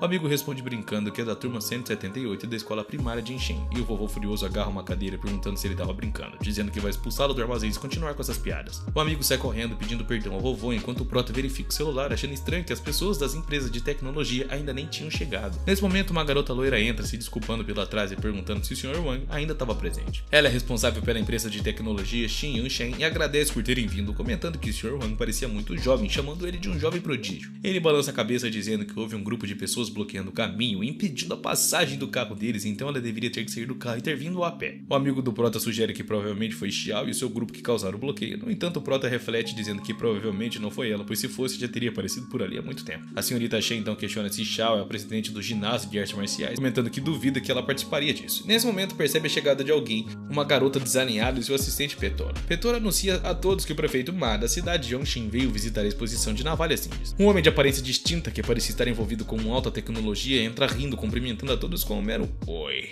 perguntando quem era o responsável. Ele se pergunta se é o mesmo prefeito, pois a pessoa que ele viu na televisão parecia muito distinta, e o homem se apresenta como Jidoma, o vice-prefeito. Acompanhado por seu assistente Petoro, enquanto caminha pelo local, o vice-prefeito comenta sobre a falta de ar-condicionado e o mau estado do lugar, chamando de verdadeiro lixão. Nosso prota o cumprimenta gentilmente, estendendo a mão, identificando-se como responsável pelo local. O vice-prefeito comenta com surpresa que ele é o pequeno Wang e menciona que ouviu falar que o Wang tem um conjunto de designs de lâminas de barbear de alta tecnologia mesmo. Ele diz que o garoto não parece ser ruim e permanece respeitoso, e o prota confirma que é mesmo. O cara então comenta que a sua cidade estava implementando um plano para apoiar o espírito empreendedor dos jovens e por isso ele precisa comprar o design de Wang, e pergunta se estava tudo bem com isso, ao que Petoro, o assistente exaltado, comenta que o valor seria de 1 milhão, e afirma que o prefeito trabalhou muito para reunir esse valor, mas o Wang fica sério, perguntando se ele realmente estava disposto a dar apenas 1 milhão por isso. A senhorita Shen, que estava presente, também se irrita, perguntando que tipo de piada era essa, afirmando que 1 milhão não é nem de longe suficiente para o impacto que essa tecnologia pode trazer, e confronta o vice-prefeito, acusando ele de estar brincando de casinha, e ainda de ter bloqueado as estradas e interceptado seu veículo. Ela quer saber se essa era verdade, e o cara já irritado solta um gemido e manda Petoro, seu assistente, lidar com a senhorita Shen, chamando-a de grosseira, dizendo que ele não aguenta mais isso. Wang Tian, tentando manter a compostura, diz ao prefeito que prefere competir de forma justa e vender a tecnologia para empresas confiáveis, e a senhorita Shen reforça que a concorrência é a regra do mercado livre, mas o cara, já impaciente, aponta para o prota perguntando o que é que ele estava insinuando. Ele acusa o prota de zombar do governo e de tentar vender a tecnologia para salvar a sua própria pele, chamando o mundo exterior de muito sinistro e referindo-se ao prota como um menino insolente. Petoro, o assistente, também se irrita, dizendo que o prota não entende os sentimentos do prefeito. No entanto, ele nem se abala e diz calmamente que agradece a visita e que o prefeito pode ir embora caso quiser. Ele menciona que há outros leilões onde poderia participar, e o prefeito, confuso, pergunta o que o prota estava tentando falar, dizendo algo assim tão perto dele, e o chama de criança problemática. Petoro, exaltado, grita para os guarda-costas agirem e eles rapidamente se preparam para atacar o prota. O assistente ordena que eles pegassem o jovem para proteger o prefeito e os guarda-costas seguram o Wang, mas ele pergunta o que estavam fazendo, afirmando que nem sequer tocou em ninguém, ele estava de boa. Um dos guarda-costas manda o protagonista calar a a boca, dizendo que isso é o fim da picada para ele. O vice-prefeito Ma ordena que expropriem a tecnologia de Wang, dizendo que é necessário proteger a riqueza tecnológica do povo e da cidade de Yongxin. E ele, aborrecido, diz que o prota não aprecia a gentileza de ninguém e que terá que lidar com as consequências de uma forma tão indecorosa. Um dos guarda-costas pergunta ao protagonista se ele tem o telefone no bolso e se há uma cópia dos desenhos do projeto. E o prota, com uma expressão sombria, chama todos de idiota e comenta que ele poderia vendê-los e deixá-los sem nada, mas que eles jamais falariam assim com ele novamente, pois agora iriam se arrepender.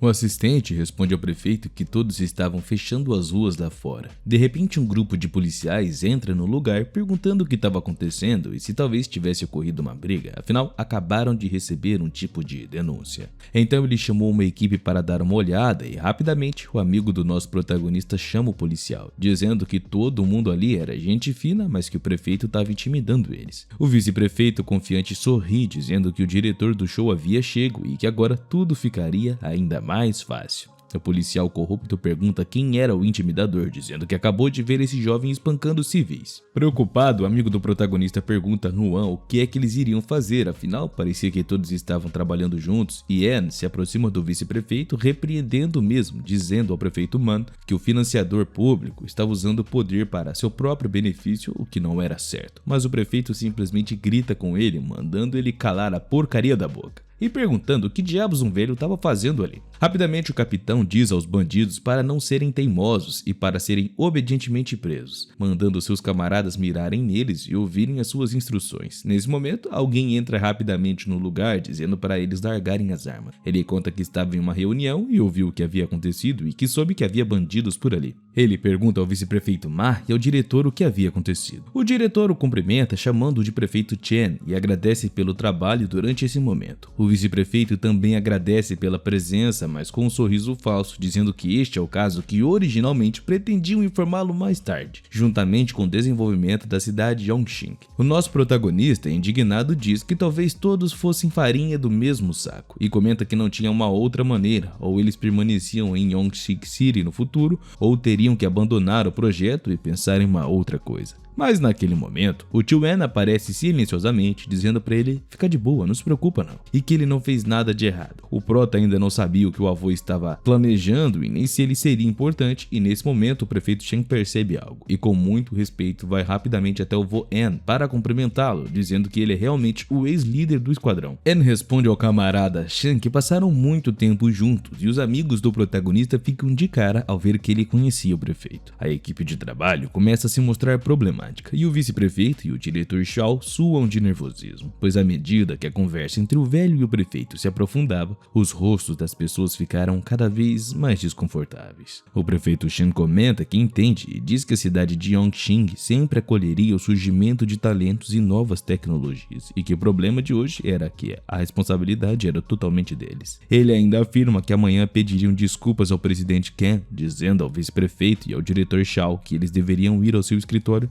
para terem uma conversinha. Esses dois desanimados apenas abaixam a cabeça, sentindo-se derrotados. Um deles pensa que o dia foi um verdadeiro azar e promete lembrar do protagonista na próxima vez, pensando até mesmo em se vingar. O nosso prota e o seu amigo ficam encantados com o tio, dizendo uau para o vovô, que não esperavam ser o ex-líder do esquadrão do prefeito. Agradecem dizendo que tudo foi graças a ele, ao que o vovô apenas zomba, comentando sobre o senhor. O responsável pelas empresas de tecnologia acabou aparecendo no lugar, uma após a outra, e Su comenta que lamenta o atraso na exposição das suas massas. Começando logo a exposição, transcorreu sem problemas e todos ficaram muito interessados naquela tecnologia. O preço da oferta também foi capaz de ser ainda maior, superando as expectativas dos nossos dirigentes, que começaram a gritar dizendo que somou mais 5 milhões, sugerindo cada vez mais a oferta. No final, esse design foi comprado pela senhorita Yi, da empresa Xinjiu. O preço foi o suficiente para construir uma academia de artes marciais, então nem precisava mais se preocupar nessa vida. Tinha ganhado uma bufunfa. A senhorita Yin diz a ele, sem sopa, que a experiência como Sr. Wang foi reveladora para ela. Eles com certeza iriam desenvolver esse projeto muito bem, e Su diz a ela que esperava trabalhar novamente juntamente com ela. Porém, o nosso protagonista comenta que a senhora Shen Yin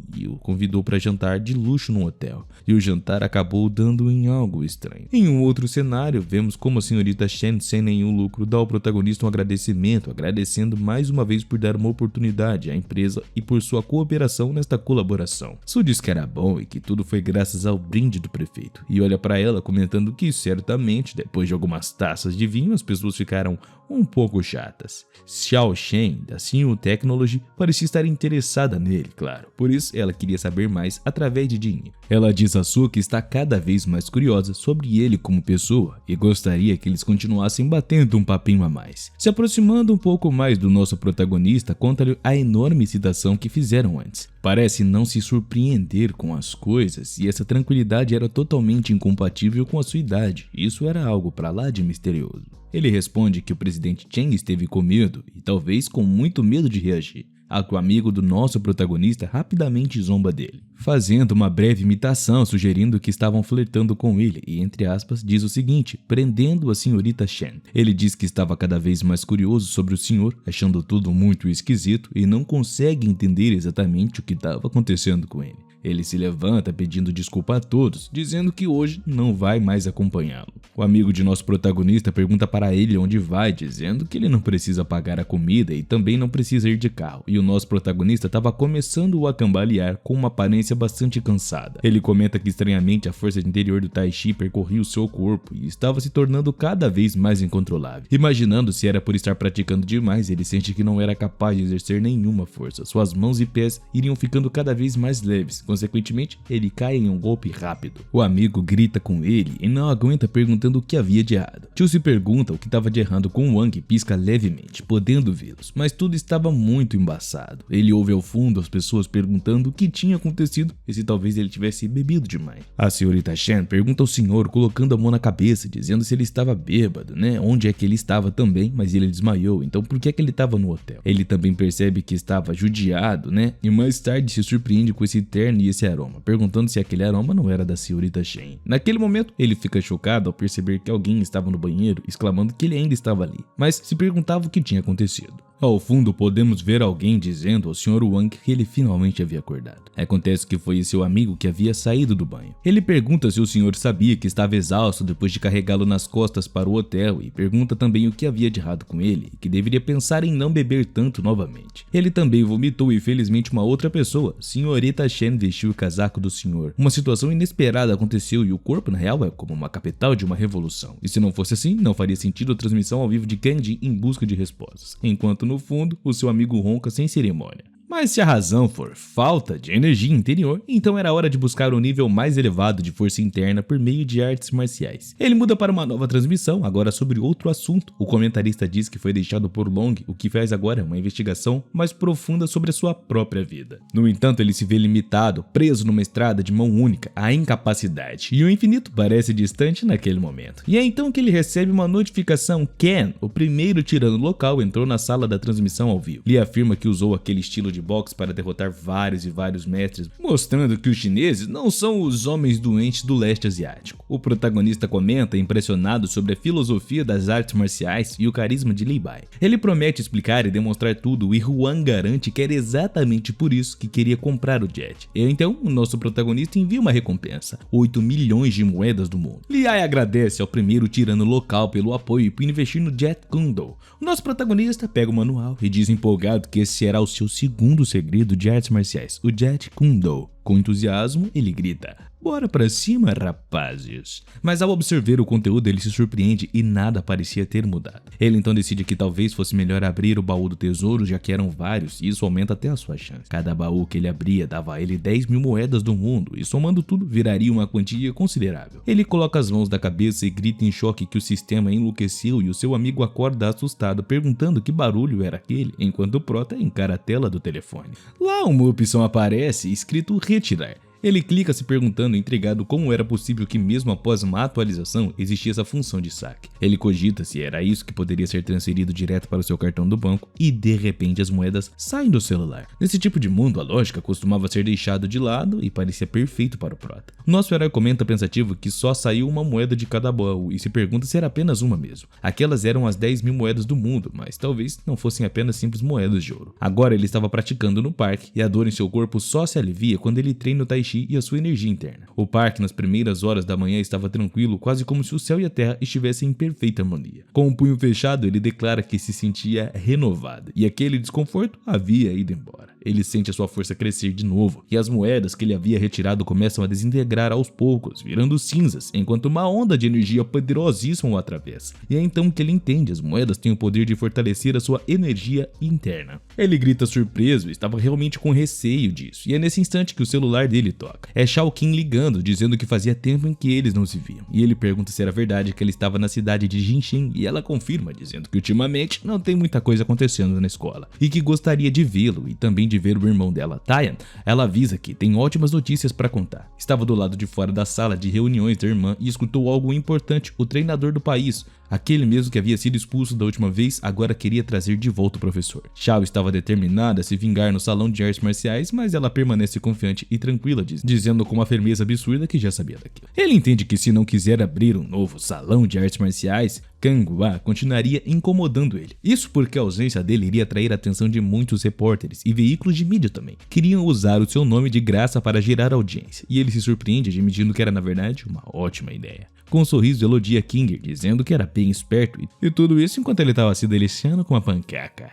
Ele se despede avisando que depois conversariam melhor e corre até a sala onde seu amigo estava, dizendo para ele acordar, e chama de preguiçoso, avisando que tinha um evento. Mas logo manda ele orar as horas e pergunta como é que estava tão cheio de energia do nada. A cena muda para o salão de artes marciais de Xuan. O lugar estava lotado de gente e de repórteres. Um deles comenta com a senhorita Chao que ouviu dizer que o mestre de judô do Japão veio até ali para se vingar e fechar a academia. Ele percebe que a movimentação se aproximando estava acontecendo e alguém grita dizendo que ele estava chegando. O mestre Kitakawa, conhecido como Fantasma do Judô, e o seu aprendiz Shiru Kaguano. Shiru se aproxima cumprimentando Xiao, dizendo que eles estavam se reencontrando, e ela em choque grita com ele, dizendo que havia demitido, perguntando em seguida o que carambas ele estava fazendo ali então. Mas ele responde sério, dizendo que avisou que se ele demitisse poderia esquecer a ideia de abrir o novo salão, e aponta para um homem ao lado. Esse era o seu mestre, o Sr. Kitakawa, e ele veio ali para encerrar tudo aquilo. Os treinadores estavam presentes e a senhorita Shao, que entendia um pouco, se aproxima do Sr. Kitakawa, e com educação diz que acredita que não há mágoa entre eles. Convida-o para entrar no salão e conversar, tentando resolver a situação com mais calma.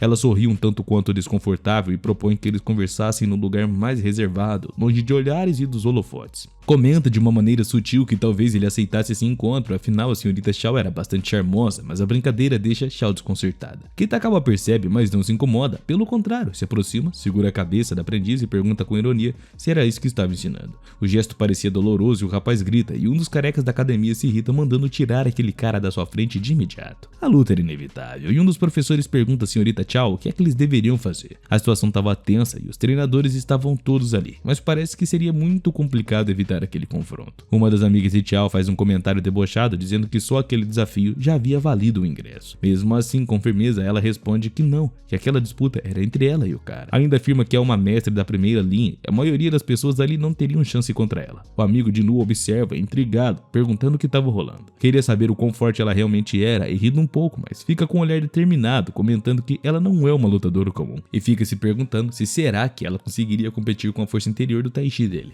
Nesse momento, Kitakawa aparece dando um passo à frente, erguendo o braço e declarando que o Kung Fu chinês é um lixo e que não merecia nem ser chamado de Kung Fu. E com os polegares para baixo, ele expressa o seu total desprezo por esse título de luta e estilo também. Ele se exaltava, afirmando com convicção que todos poderiam ir contra ele, mas nenhum seria capaz de vencê-lo, e os professores ao redor reagiram com a maior indignação, dizendo que aquilo era um absurdo completo. Aquele japonês estava claramente menosprezando todos eles e a tensão crescia, enquanto cada um deles se recusava a aceitar tal desrespeito. Era humilhante, diziam, ser intimidados por um estrangeiro em seu próprio território, no quintal da casa, pô. Lamentavam que Guang Tian não estivesse presente, pois a sua ausência era sentida mais do que nunca. Era uma pena não terem conseguido impedir a sua saída. Do outro lado, Takawa provocava, questionando se era aquilo mesmo e se aquele era realmente o maior ginásio de artes marciais da região. Declarava com desprezo que o Kung Fu chinês não passava de uma breve decepção, e olhando ao redor se perguntando onde é que estavam os outros treinadores, zombando deles e chamando de covardes. Com confiança dizia que se ninguém se levantasse para enfrentá-lo, todos ali estariam derrotados. Segundo as regras, argumentava ele, o símbolo do salão de artes marciais, e Xiao deveria ser arrancado e pisoteado. Mas foi então que uma voz se ergueu no meio do silêncio e alguém deu um passo à frente questionando quem tinha dito de que ninguém estava disposto a lutar. Afirmou que a batalha ainda não havia terminado e Xiao Shuang subia ao palco pessoalmente, e enquanto isso os feridos tentavam impedir, dizendo que cuidariam daquilo no lugar dela. A amiga lá da porta observava tudo, comendo a pipoca, surpresa com o conhecimento conhecimento de artes marciais que Xiao demonstrava. Apesar das discussões anteriores para com ela, agora a respeitava profundamente pela sua determinação.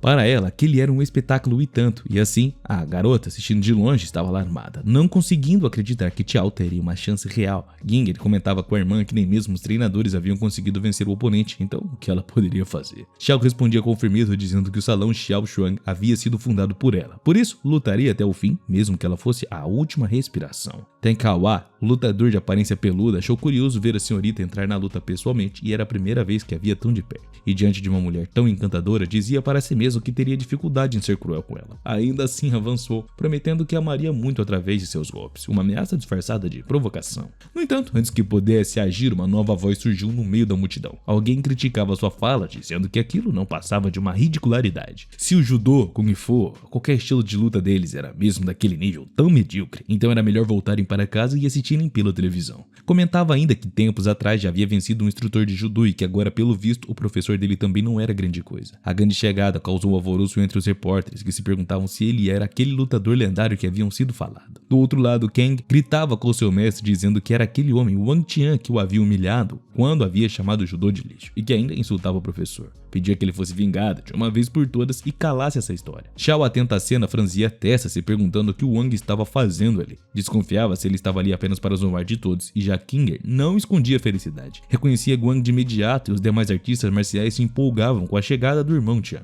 O peludo, visivelmente irritado, dizia a Wang que ao insultar o judô do seu país, agora se tornaria o seu próximo alvo então. Queria ensiná-lo uma lição, mas o nosso protinha, rapaziada, se mantinha firme, avançando com seriedade no olhar. Dizia que quem havia insultado os outros por onde passava era ele mesmo e não os outros, questionando o oponente se ele tinha coragem de encarar a verdade e que, se fosse esse o caso, pediria conselhos ao professor dele ali mesmo. Enquanto isso, o amigo do protagonista, confuso, dizia que aquilo era completamente diferente do que o Wang havia dito antes, mas o Wang, tranquilo, apenas respondeu que tinha o seu próprio jeitinho de resolver as coisas. O cara peludo do grupo de Kitakawa reconhecia a coragem do rapaz, perguntando se ele estava ali para bancar o herói, e que se fosse esse o caso, o resultado seria sua derrota iminente. Mas o Wang respondia com calma, não estava ali para ser herói, ele estava ali para mostrar ao mundo o que significava ser o verdadeiro confucionista. E então, com gesto firme, ergueu a cabeça encarando seu adversário, pronto para o que viria a seguir. O rapaz fala em um tom bem arrogante, dizendo que era baixinho, mas se achava pra caramba, e que acaba de aprender boxe e ainda manda na lata perguntando quais as outras artes marciais chinesas e o outro conhecia. Só que o cara simplesmente ignora ele total, virando para trás e para as câmeras, mandando um "Oi pessoal".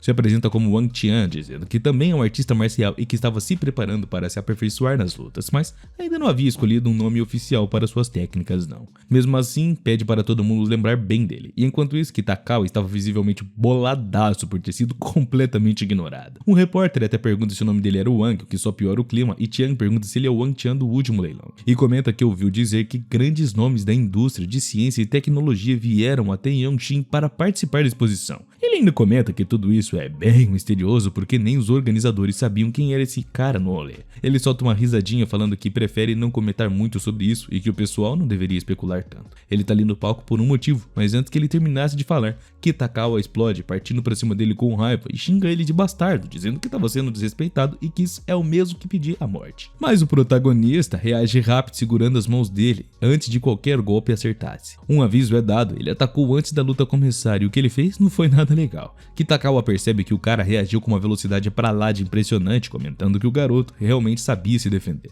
O repórter fala que a luta já começou, mas foi neutralizada. E fica a dúvida no ar, quem é que teria vantagem agora? O prota então usa uma força absurda, falando que se era para perguntar se a China tem Kung Fu de verdade, ele iria mostrar o que o verdadeiro Kitakawa vai ensinar como se faz. Kitakawa sente um arrepio quando ouve isso, e percebe que estava diante de uma energia tão forte que em 10 anos ele nunca havia visto algo assim. Ele nunca encontrou uma força interna tão poderosa, pensando consigo mesmo que esse garoto era como uma montanha de poder, totalmente imóvel. Por isso ele se afasta com um pulo, tentando se distanciar do prota. O repórter comenta o que todo mundo tá vendo, o impasse entre os dois que deu uma trégua por um momento. Parece que a competição entre eles iria ser intensa de verdade. Alguns mestres observando tudo dizem que era incrível, mas Xiao solta um comentário. Na real, quem era que estava em desvantagem era Kwang. A gente vê então a mão do nosso protagonista tremendo, e ele pensa de uma forma interna que aquele cara era conhecido como o fantasma do judô. A força interna dele era absurda e que se não tomasse cuidado poderia acabar acabar sendo esmagado. Kitagawa então se posiciona dizendo para Guan que ele era realmente forte, mas que não iria conseguir vencê-lo. Se considera um homem poderoso, do tipo que poderia até abalar uma montanha. Kwang percebe que precisava virar o jogo e então, com um movimento rápido, a sua mão dispara. Ele questiona por que Kitagawa não conseguiu pegá-lo como ele fez aquilo. Hwang responde com um tom meio sarcástico, dizendo que o confucionismo é algo profundo e que Kitagawa deveria pensar melhor sozinho nisso. Logo depois, Kitagawa muda a rota de ataque e pergunta que tipo de arte marcial é aquela que Kwang estava usando, se posicionando até de novo para enfrentá-lo. Como agora ele estava lutando contra alguém que usava o estilo Jet, é avisado que bloquear não era a melhor opção de todas. A chave era usar ataques rápidos para manter o oponente na defensiva e no fim das contas, o ataque era a melhor defesa. É então que revelam que esse é o estilo Kung Fu conhecido como Jet Kune Do. Os outros mestres assistindo ficam impressionados com a habilidade e se perguntando se Kwang conseguiria ir ainda mais longe. Acham incrível como ele conseguiu resolver completamente a ofensiva do Kitagawa e Kitagawa já chega bolado, meio frustrado, soltando na lata que é uma piada achar que o judô é invencível no mundo. Ele grita para Kwang dizendo que só se deixa ser pego quando o que quer dessa vez ele iria perder de novo. E sem pensar duas vezes, ele se joga para cima do cara, gritando que iria pegá-lo de qualquer maneira. Nosso protagonista, no entanto, está ali na tranquilidade só esperando. Ele observa Kitagawa se aproximando e manda dizendo que o corpo dele estava cheio de brechas e foi aí que Mandeli,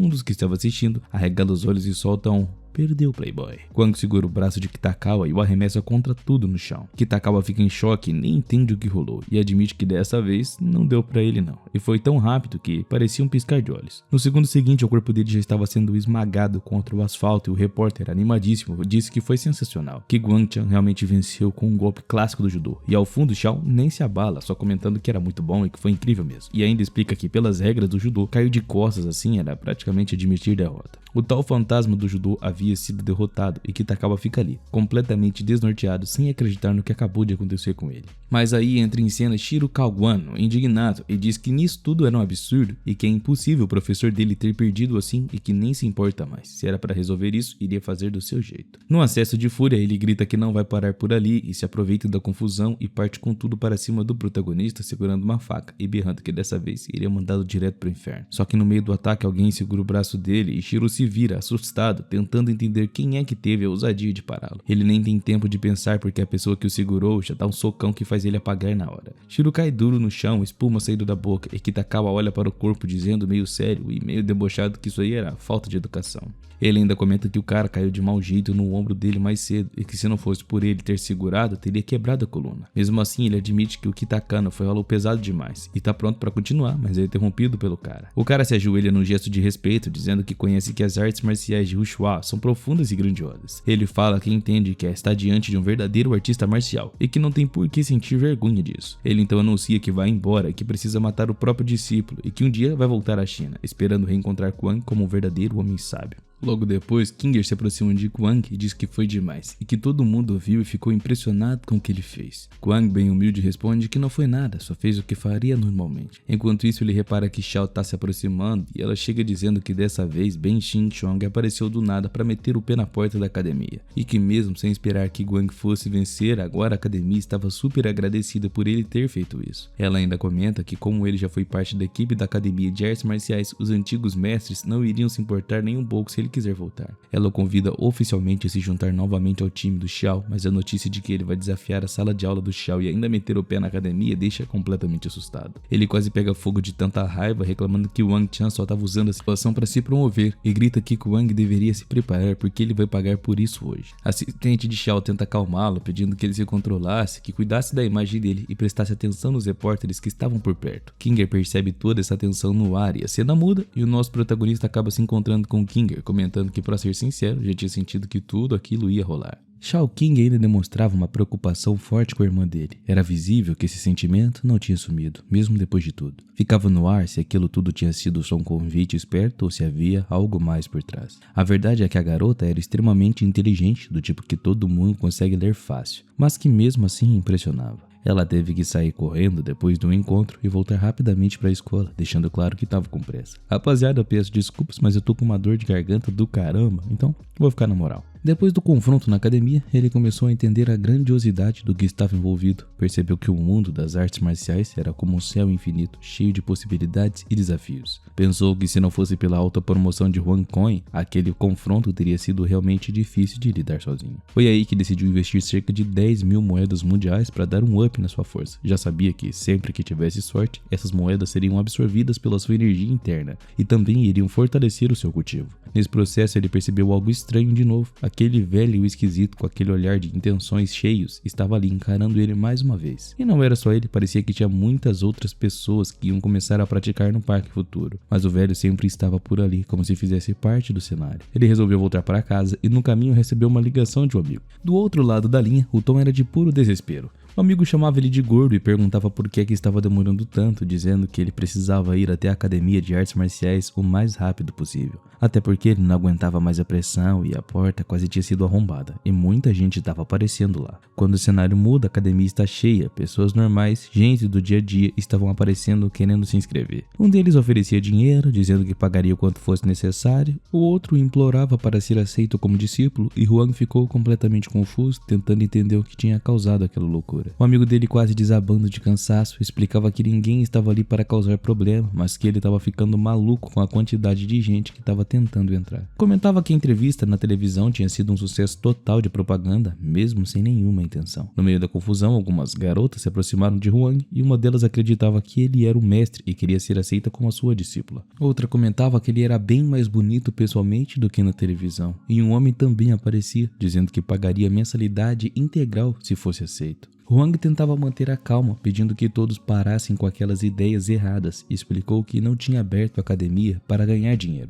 Disse em alto e bom som que todos estavam convidados a entrar sem pagar nada, porque o seu único objetivo era promover as artes marciais chinesas. Lembrou ainda que aquele lugar era um dojo de verdade, quem não tivesse preparado para aguentar o tranco que procurasse o ginásio da Xiao. Foi aí que uma garota deu um passo à frente perguntando se ele era mesmo Wang Tian. Comentava que na TV ele parecia arrogante e queria saber se ele achava que tinha o direito de representar o Kung Fu chinês. Wang Tian olhou sério para ela, sentindo o peso do tom desafiador da garota. Por dentro notava uma certa intensidade escondida e aquilo só não era uma provocação boba não. Ele questionava mentalmente se ela não estava sendo impaciente demais e se perguntava qual era o verdadeiro propósito dessa menina. Queria que ela deixasse isso bem claro para ele. A garota, então, levantava o punho com firmeza, deixando óbvio que o único propósito dela era provocar ele até o limite, querendo ver ele chateado e bem mal. Na mente dela, um guerreiro de verdade não podia fugir de um desafio, mas ele apenas pensava com tranquilidade que não iria brigar com uma garota e que seria melhor ela voltar e não insistir nisso. A palma da mão da garota ficou marcada na madeira depois de um único golpe e impressionando todos ao redor. A galera soltava comentários surpresos achando incrível o que ela havia feito e alguns até cochichavam que ela devia ser uma professora, julgando pela força absurda que a garota tinha. Ela olhava para o protagonista com aquele ar de arrogância como se já tivesse vencido, mas ele só observava com calma. Já tinha entendido que por mais impressionante que fosse, talvez ela ainda não estivesse no nível para ser considerada uma oponente digna. Seu amigo, por outro lado, estava quase em prantos, lamentando a destruição da sua amada mesa centenária, feita de pau rosa, um tesouro raro que ele tinha demorado uma vida para encontrar. Lá ele. Ele exigia que alguém pagasse por aquilo, mas Jie, cheio de confiança, disse que mesa nenhuma era problema, e ele mesmo iria pagar tudo,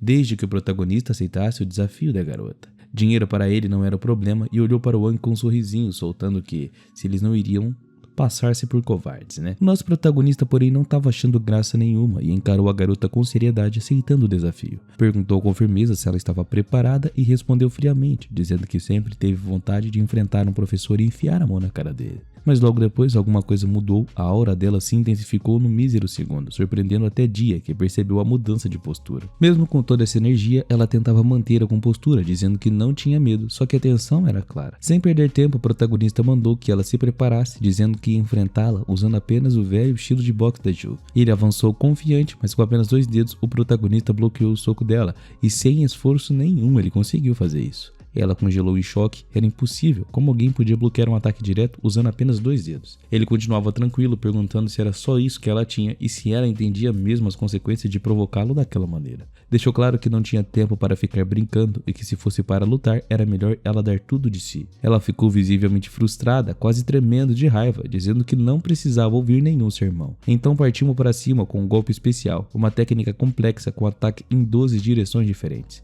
Mas mesmo assim, ele bloqueava tudo sem se mover muito, e ela começava a perder o controle perguntando se ele era mesmo humano. A resposta dele veio fria. Era uma pena ela não ser uma verdadeira professora ou oponente digna. E ele esperava até mais da garota, no fundo se sentia até decepcionado. Ela gritou de volta dizendo que ele deveria aceitar o castigo por subestimá-la e liberou uma energia ameaçadora. A aura mudou drasticamente, tão intensa que ativou o instinto de perigo do protagonista, mas antes que a situação saísse do controle, um velho entrou na sala, interrompendo a cena. Era o mesmo senhor do parque e ele pediu misericórdia ao mestre Wang, implorando para que parasse. Mas Wang apenas fechou o olho e o punho, dizendo que estava só assustando a garota, e então perguntou se o velho não era aquele mesmo que ficava sempre no parque. O senhor confirmou, dizendo que o seu sobrenome era Hu e o nome Wand. Ele contou que sempre admirou o Kung Fu do mestre e que finalmente teve a chance de ver com seus próprios olhos. Emocionado, revelou que a garota era sua neta e agradeceu pela misericórdia, mesmo depois de tantos insultos que a pobre garotinha fez com ele. Confessou que ela era muito teimosa, mas que por dentro ela era só uma menina com um coração agressivo, cheia de energia não canalizada no lugar certo. O velhinho, mantendo uma postura serena e também bem respeitosa, propôs a Wang que, caso não tivesse desgosto pela jovem, considerasse aceitá-la como a sua discípula. Mencionou que a garota sempre demonstrou um profundo amor pelas artes marciais, algo cultivado desde a infância. Wang, ainda que surpreso, sentiu um leve pesar no olhar ao considerar a proposta e reconhecia que a garota possuía talento natural, uma sensibilidade rara e uma energia inata que não se encontrava tão fácil. Por isso, apesar de ainda estar refletindo, disse que iria considerar. Encerrando o assunto, Wang voltou sua atenção ao velho, questionando internamente por que é que aquele senhor parecia com tanta frequência no parque. O velho parecia já esperar por esse momento, explicando que ao vê-lo na televisão enfrentando o mestre de judô, sentiu uma energia inexplicável. Desde então, desejava ver com os próprios olhos o verdadeiro Kung Fu sendo praticado. Diz também que o seu último pedido era se juntar ao salão de Wang, não por glória, fama ou conquistas, mas simplesmente para presenciar de perto a essência pura da arte marcial. Wang estranhou quando ouviu o velho mencionar algo sobre sair dali, e a dúvida surgiu, mas o velho não se deteve no assunto. Ele demonstrava apenas querer vê-lo crescer e alcançar o topo, revelando que estava realmente impressionado com as suas capacidades. Quando Wang o indagou sobre a sua identidade, o homem apenas riu discretamente, afirmando que não passava de um velho com roupas humildes, sem nada digno de nota. Contudo, nos arredores começaram os burburinhos, pessoas que estavam assistindo murmuravam entre si, reconhecendo a fisionomia do idoso. Alguns afirmavam já tê-lo visto na televisão e outros com mais certeza diziam que ele era um membro da renomada família Wu, tradicional nas artes marciais e com forte presença no mundo dos negócios. As vozes se tornavam mais firmes até que todos ao redor reconheciam aquele homem era de fato influente da família Hu. Confirmando as suspeitas com um gesto modesto, o velho explicou que mesmo carregando muitas memórias do passado, desejava apenas ajudar o Wang a crescer. Acreditava sinceramente que o jovem tinha o potencial de se tornar um verdadeiro mestre e as palavras foram sinceras e poderosas para o prota também. Jie, ainda moada e desconfiada, interrompeu tudo com uma expressão desgostosa, afirmando que o velho estava enganado sobre o Wang, dizendo que ele era apenas um estranho, alguém em quem definitivamente não dava para confiar.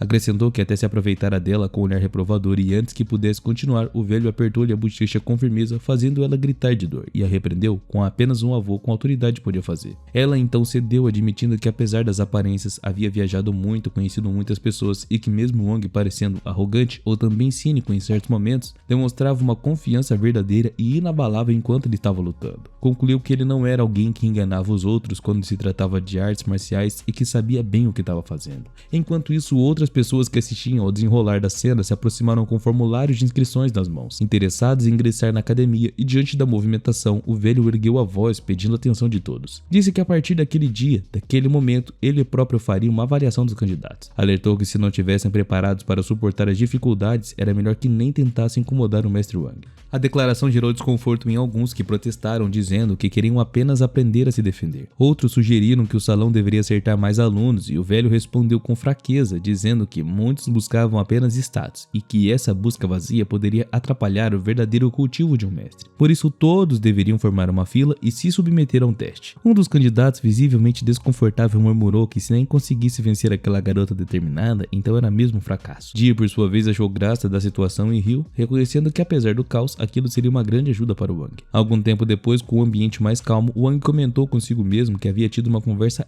excelente e por isso resolveu convidar o velho Wu para almoçar. O seu amigo, aquele que até o momento permanecia sem nome na narrativa, resmungou ao lembrar que o Wang vivia comendo apenas macarrão instantâneo. Ele brincou dizendo que o prota provavelmente ofereceria frango com cogumelos ou carne picante ao ilustre convidado. Wang, por outro lado, se manteve sereno, tinha tudo planejado. No entanto, ao refletir sobre seu amigo ao lado, se deu conta de que já havia esquecido o nome dele. Lembrou-se que deveria voltar algumas páginas daquela história para resgatar aquele pequeno detalhe e ainda assim, em um tom leve, admitiu que chamava apenas de Cor agora. Com o apelido instantâneo, aquele combinava com um companheiro caótico e também fiel. Internamente, concluiu que esse tal Korra seria abençoado, ao menos na hora de cozinhar o próprio miojo. Pelo menos uma coisa tinha que fazer, né, rapaziada? Na noite anterior, guiado pelo acaso e por uma vontade repentina de sair, Wang acabou cruzando caminhos com uma figura lendária, conhecida apenas como F. Este homem, reverenciado como deus da cozinha, demonstrou dotes culinários tão refinados que poucos no país ousariam se comparar a ele. Encantado com o talento, o prota desembolsou 2 milhões pela posse de um único livro de receitas, e embora fosse apenas um dos muitos volumes daquele mestre, aquele exemplar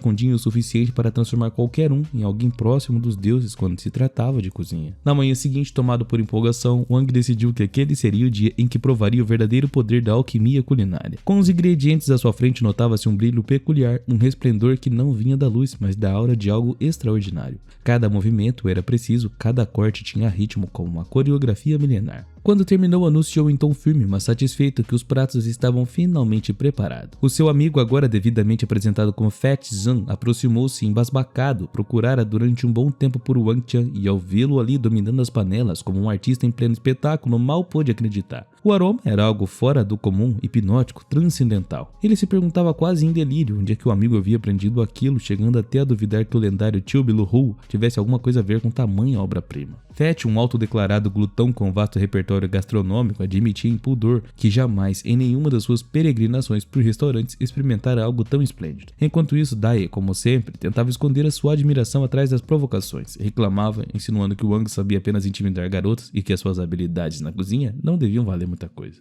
Dizia que não era justo lhe oferecer um jantar tão sofisticado como se todos fossem virgens de sabores e nunca tivessem provado comida que prestava. Ô menina bocuda, viu? O velho Hu, impassível, interrompeu esse devaneio, mandando a neta limpar a baba do canto da boca. Quando Wang disse que todos podiam começar a se deliciar, uma reação em cadeia tomou conta da sala. Feri foi primeiro a se render, dizendo para si mesmo que não havia palavras suficientes no vocabulário humano para descrever tamanha perfeição. Era algo que ia além do sabor, era a transcendência de uma forma de refeição. Daya, inicialmente resistente, logo se viu tomada pelo desespero, bateu as mãos na mesa como se tentasse acordar de um feitiço. Dizia que aquilo só podia ser uma maldição, mas uma maldição deliciosíssima. Com apenas algumas mordidas, toda a sua arrogância ruiu, pediu perdão pelos comportamentos anteriores, implorando para que o professor Wang a perdoasse. Tinha medo de nunca mais poder experimentar algo tão maravilhoso e pela primeira vez o chamou de professor com genuíno respeito. Enquanto o velho continuava saboreando a refeição, fez um comentário entre risos, dizendo que a neta era teimosa, mas quando arrependida virava um docinho.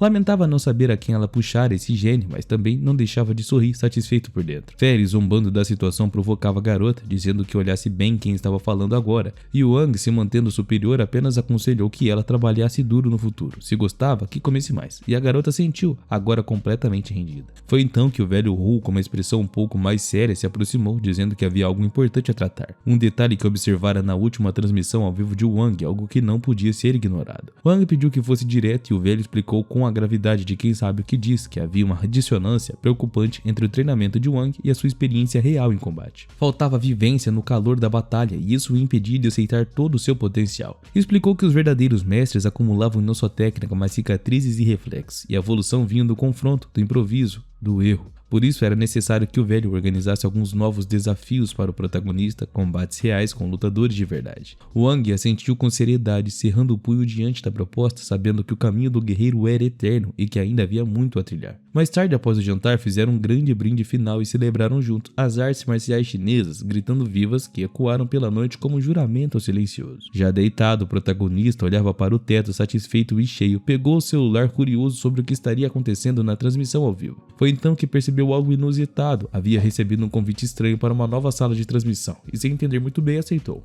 Num piscar de olhos, foi teletransportado para uma realidade completamente diferente, um mundo novo, quase surreal. Ao olhar ao redor, ele se questionava se estava numa praia, estranhava tudo aquilo, tentando compreender se havia de fato entrado ou não em uma sala de transmissão ao vivo, ou até mesmo em algo mais perigoso do que isso. De repente, uma voz irrompeu o silêncio, chamando sua atenção com autoridade. Wang, ainda desorientado, tentava identificar aquela voz familiar, mas tudo ao seu redor parecia diferente demais. Mal teve tempo de entender aonde estava e percebeu que não estava sozinho. Uma voz estrondosa surgiu abaixo de seus pés e era Wang, que protestava furioso por ter sido esmagado durante o sol matinal. Wang, envergonhado, pediu desculpas e disse que não percebeu que tinha sido teletransportado exatamente ali, mas a pergunta veio rápida: como ele havia sido convidado para aquele lugar? A resposta veio com a confiança típica de um trapaceiro bem-sucedido. O tal homem revelou que após a nova atualização da plataforma de transmissão ao vivo, surgiram novas funcionalidades. Uma delas é de convidar pessoas diretamente para uma sala real da transmissão, mas essa não era nem a melhor parte. Com os braços cruzados e um sorriso de quem guarda um segredo valioso, ele declarou que havia algo ainda mais extraordinário, uma habilidade nova, uma que ele não contaria por nada no mundo. Wang, que já começava a duvidar da sanidade do lugar, encarava a figura confiante que agora se apresentava como Sek. Com postura de lutador, ele dizia que o seu Muay Thai era invencível no mundo, que havia filas de alunos querendo aprender com ele e que se Wang quisesse uma demonstração, não esperasse misericórdia não. Mas com a mesma frieza de sempre, o protagonista rejeitou qualquer proposta, dizendo que não tinha interesse, e foi nesse momento que a máscara de confiança de Sek desmoronou. No ato repentino, caiu de joelhos com os olhos marejados, implorava, dizendo que tinha sido enganado por Papa Guan, que comprou dele muitas coisas e preços exorbitantes, que desta vez podia vender algo mais barato, e tremia, chorando, chamando Wang de pai, num surto emocional lamentável. O prota apenas o encarava, desconcertado, comentando consigo mesmo que como era nojento ver um ranho escorrendo daquele jeito, mas Sek não parava, dizendo que o Wang, se ele não comprasse algo, ele não iria se levantar. Tentava barganhar, da última vez deram a Lai uma recompensa milionária, jurava que a Jet Kune Do dele agora estava tão bom quanto o seu Muay Thai, e que graças à compra anterior ele finalmente rompeu a barreira do nível básico, alcançando o nível intermediário de cultivo também. Mesmo sem querer, o Wang escutava atentamente, e foi assim que soube que o mundo das transmissões ao vivo estava dividido em 3 níveis: iniciante, intermediário e avançado, cada um com seus próprios desafios e reinos secretos. A única maneira de evoluir verdadeiramente era através do combate, combates reais. Wang começou a entender que aquilo era mais do que entretenimento, era uma arena de cultivo, um mundo onde as artes marciais ganhavam vida. Pensou consigo mesmo se isso não era exatamente o que ele vinha procurando. Uma forma de treinar em situações reais, com consequências reais, vida ou morte, pancada ou dor. Sek, ainda animado com interesse, explicou que agora existia um novo mundo chamado de campo de artes marciais. Nele, todo o cultivo intenso era suspenso. Era força bruta, reflexo e também a técnica, nada de trapaças. Você lutava como era, com o que tinha, um verdadeiro campo de batalha onde somente os dignos sobreviveriam. Mas havia um problema: o acesso ao campo custava 100 mil moedas mundiais e Wang nem piscou, riu com confiança dizendo que esse valor não era caro e que ele podia pagar. Sek também respondeu com um tom seco que não era o dinheiro que era o problema, e Wang se irrita ao ouvir que a taxa é de 100 mil moedas por minuto e não por dia. Ele justifica dizendo que só queria cultivar, mas estava sem grana, e então recorreu àquilo como a última opção. Mesmo assim, ele retoma a confiança e afirma que é um tirano respeitado na região toda, exigindo ser levado para conhecer a nova função do campo de artes marciais. Sek, empolgado, comemora animadamente quando Wang, celebrando o sistema que o transporta para o campo de artes marciais dos 10 mil won. Ali os jogadores têm liberdade para lutar literalmente à vontade, contanto que paguem a taxa de 100 mil moedas por minuto. O protagonista observa o ambiente completamente impressionado com a calma do lugar e diz achar aquilo ótimo. Sek então comenta que a sua energia interior retornou e ao se virar, Wang percebe que Sek estava envolto em uma poderosíssima aura. Ele pergunta se Sek estava pronto, ao que este responde que era hora de parar de conversinha, com a confiança de quem sabia o que estava fazendo de verdade. Cheio de energia, Sek assume a posição de luta, dizendo que daria tudo de si, mostrando seu verdadeiro poder. Ele ataca rapidamente com um golpe que quase acerta o protagonista,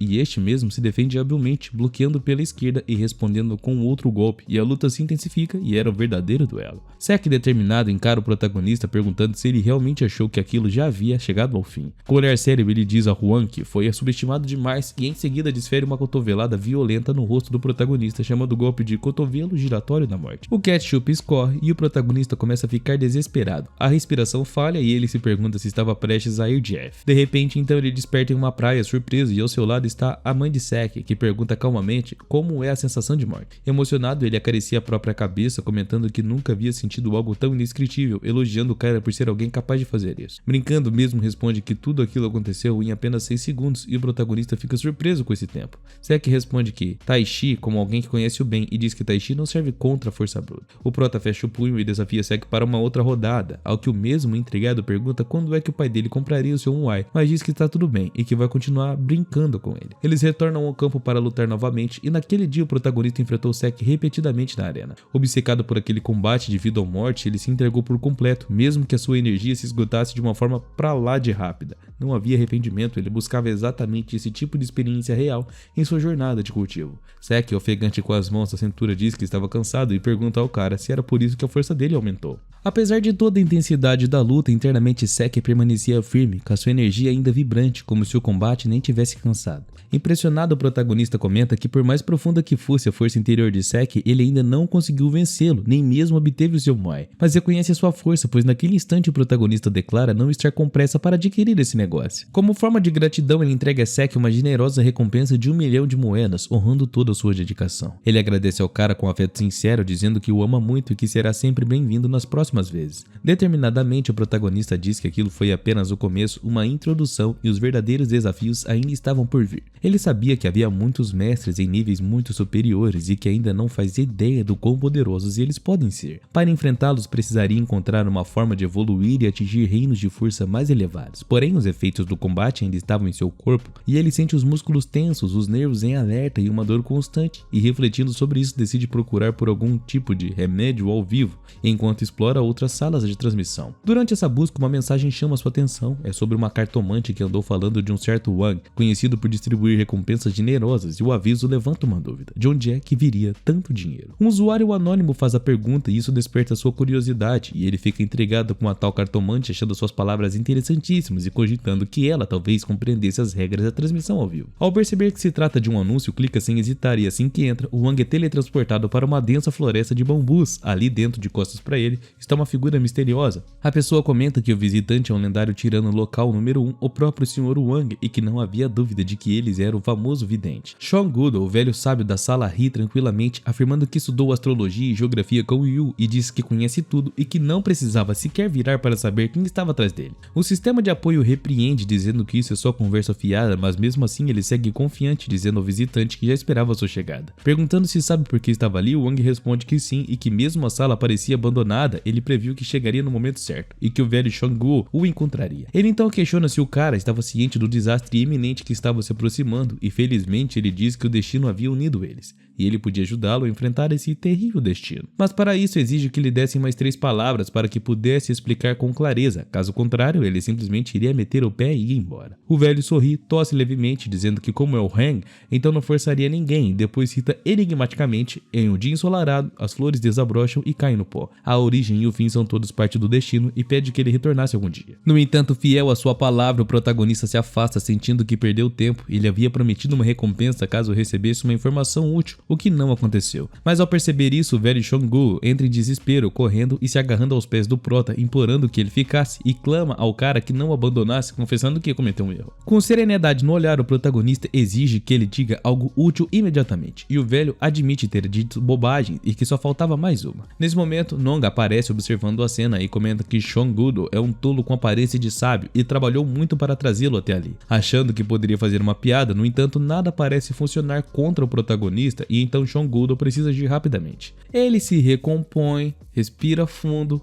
assume uma postura séria e começa a falar com clareza, explicando que desde que Wang apareceu, atraiu todos os holofotes. A sua fortuna flui como água corrente, chamando a atenção de olhos gananciosos. Com as suas habilidades e fama, poucos conseguiam tocá-lo. Mas justamente por isso, sua notoriedade cresce e com ela perigos à espreita. Grandes forças estavam de olho no protagonista e o seu futuro reservava uma calamidade inevitável. O velho Sean Goodall compartilhava essa revelação com um certo peso nas palavras, sem saber se aquilo seria o suficiente para alertá-lo. Ao ouvir, demonstrou indiferença e aquela aquela visão já não lhe causava tanto espanto. Ela havia pressentido tudo isso há muito tempo, pois para ela esse tipo de coisa não era nada fora do comum, fora da cachola. Sean Goodall soltou um suspiro profundo, resignada com as limitações impostas pelo sistema, e existiam segredos que simplesmente não poderiam ser relevados, e ele só poderia falar até certo ponto. Na varanda, ele lançou uma ameaça velada, insinuando que se tentassem forçá-lo a revelar mais, não utilizaria o botão de recompensa. Estava à beira de compartilhar algo ainda maior. Foi então que, com um olhar sério, o velho revelou que havia utilizado um antigo método de adivinhação com casca de tartaruga. Por meio dele, descobriu que uma nova catástrofe estava se aproximando, desta vez uns 10 anos. E o mais preocupante ocorreria ao mesmo tempo que a desgraça prevista para Wang. Ao ouvir isso, mesmo compreendeu que a ameaça ia além do seu mundo e outros lugares, outros poderes estavam agindo contra ele. Sean Goodall, no entanto, manteve um mistério, dizendo que não podia entrar em detalhes e nem responder perguntas diretas sobre identidades ou também sobre as intenções. Apesar disso, garantiu que continuaria observando, prometendo usar novos hexagramas e, se surgisse um novo perigo, avisaria ele. Wang, agradecido pela previsão, questionou se não seria arriscado o velho sábio se expor tão diretamente em uma transmissão, mas Sean Goodall tranquilizou ele, explicando que o sistema aplicava filtros visuais pixelando os rostos dos presentes, garantindo o anonimato. Ainda tentou divulgar o seu canal de cartomancia, pedindo apoio ao seu trabalho, mas Wang, sem se estender, declarou que iria descansar e esperar um novo relatório. Em sinal de gratidão, entregou uma recompensa de 1 milhão de moedas ao velho sábio, e a celebração dele foi imediata. Se encheu de gratidão, sorrindo largamente ao ser reconhecido com tamanha generosidade. Do lado de fora, alguém observava em silêncio a generosidade de Wang, que chamou atenção. Afinal, como alguém podia distribuir moedas assim com tamanha facilidade? No mundo onde as moedas estavam diretamente ligadas ao poder e aos recursos, aquilo parecia muito suspeito. Aquele observador não via sentido e uma frustração tomou conta dele. Sozinho golpeou a mesa com raiva e estava certo de que Wang escondia alguma coisa. A cada dia mais rumores circulavam sobre ele e mesmo assim ele parecia inabalável, ignorando tudo. Enquanto isso, uma nova transmissão ao vivo reunia vários usuários que compartilhavam a mesma desconfiança. Comentários começaram até a surgir sobre a aparência de Wang. Seu modo de vestir não condizia com alguém de riqueza ou poder,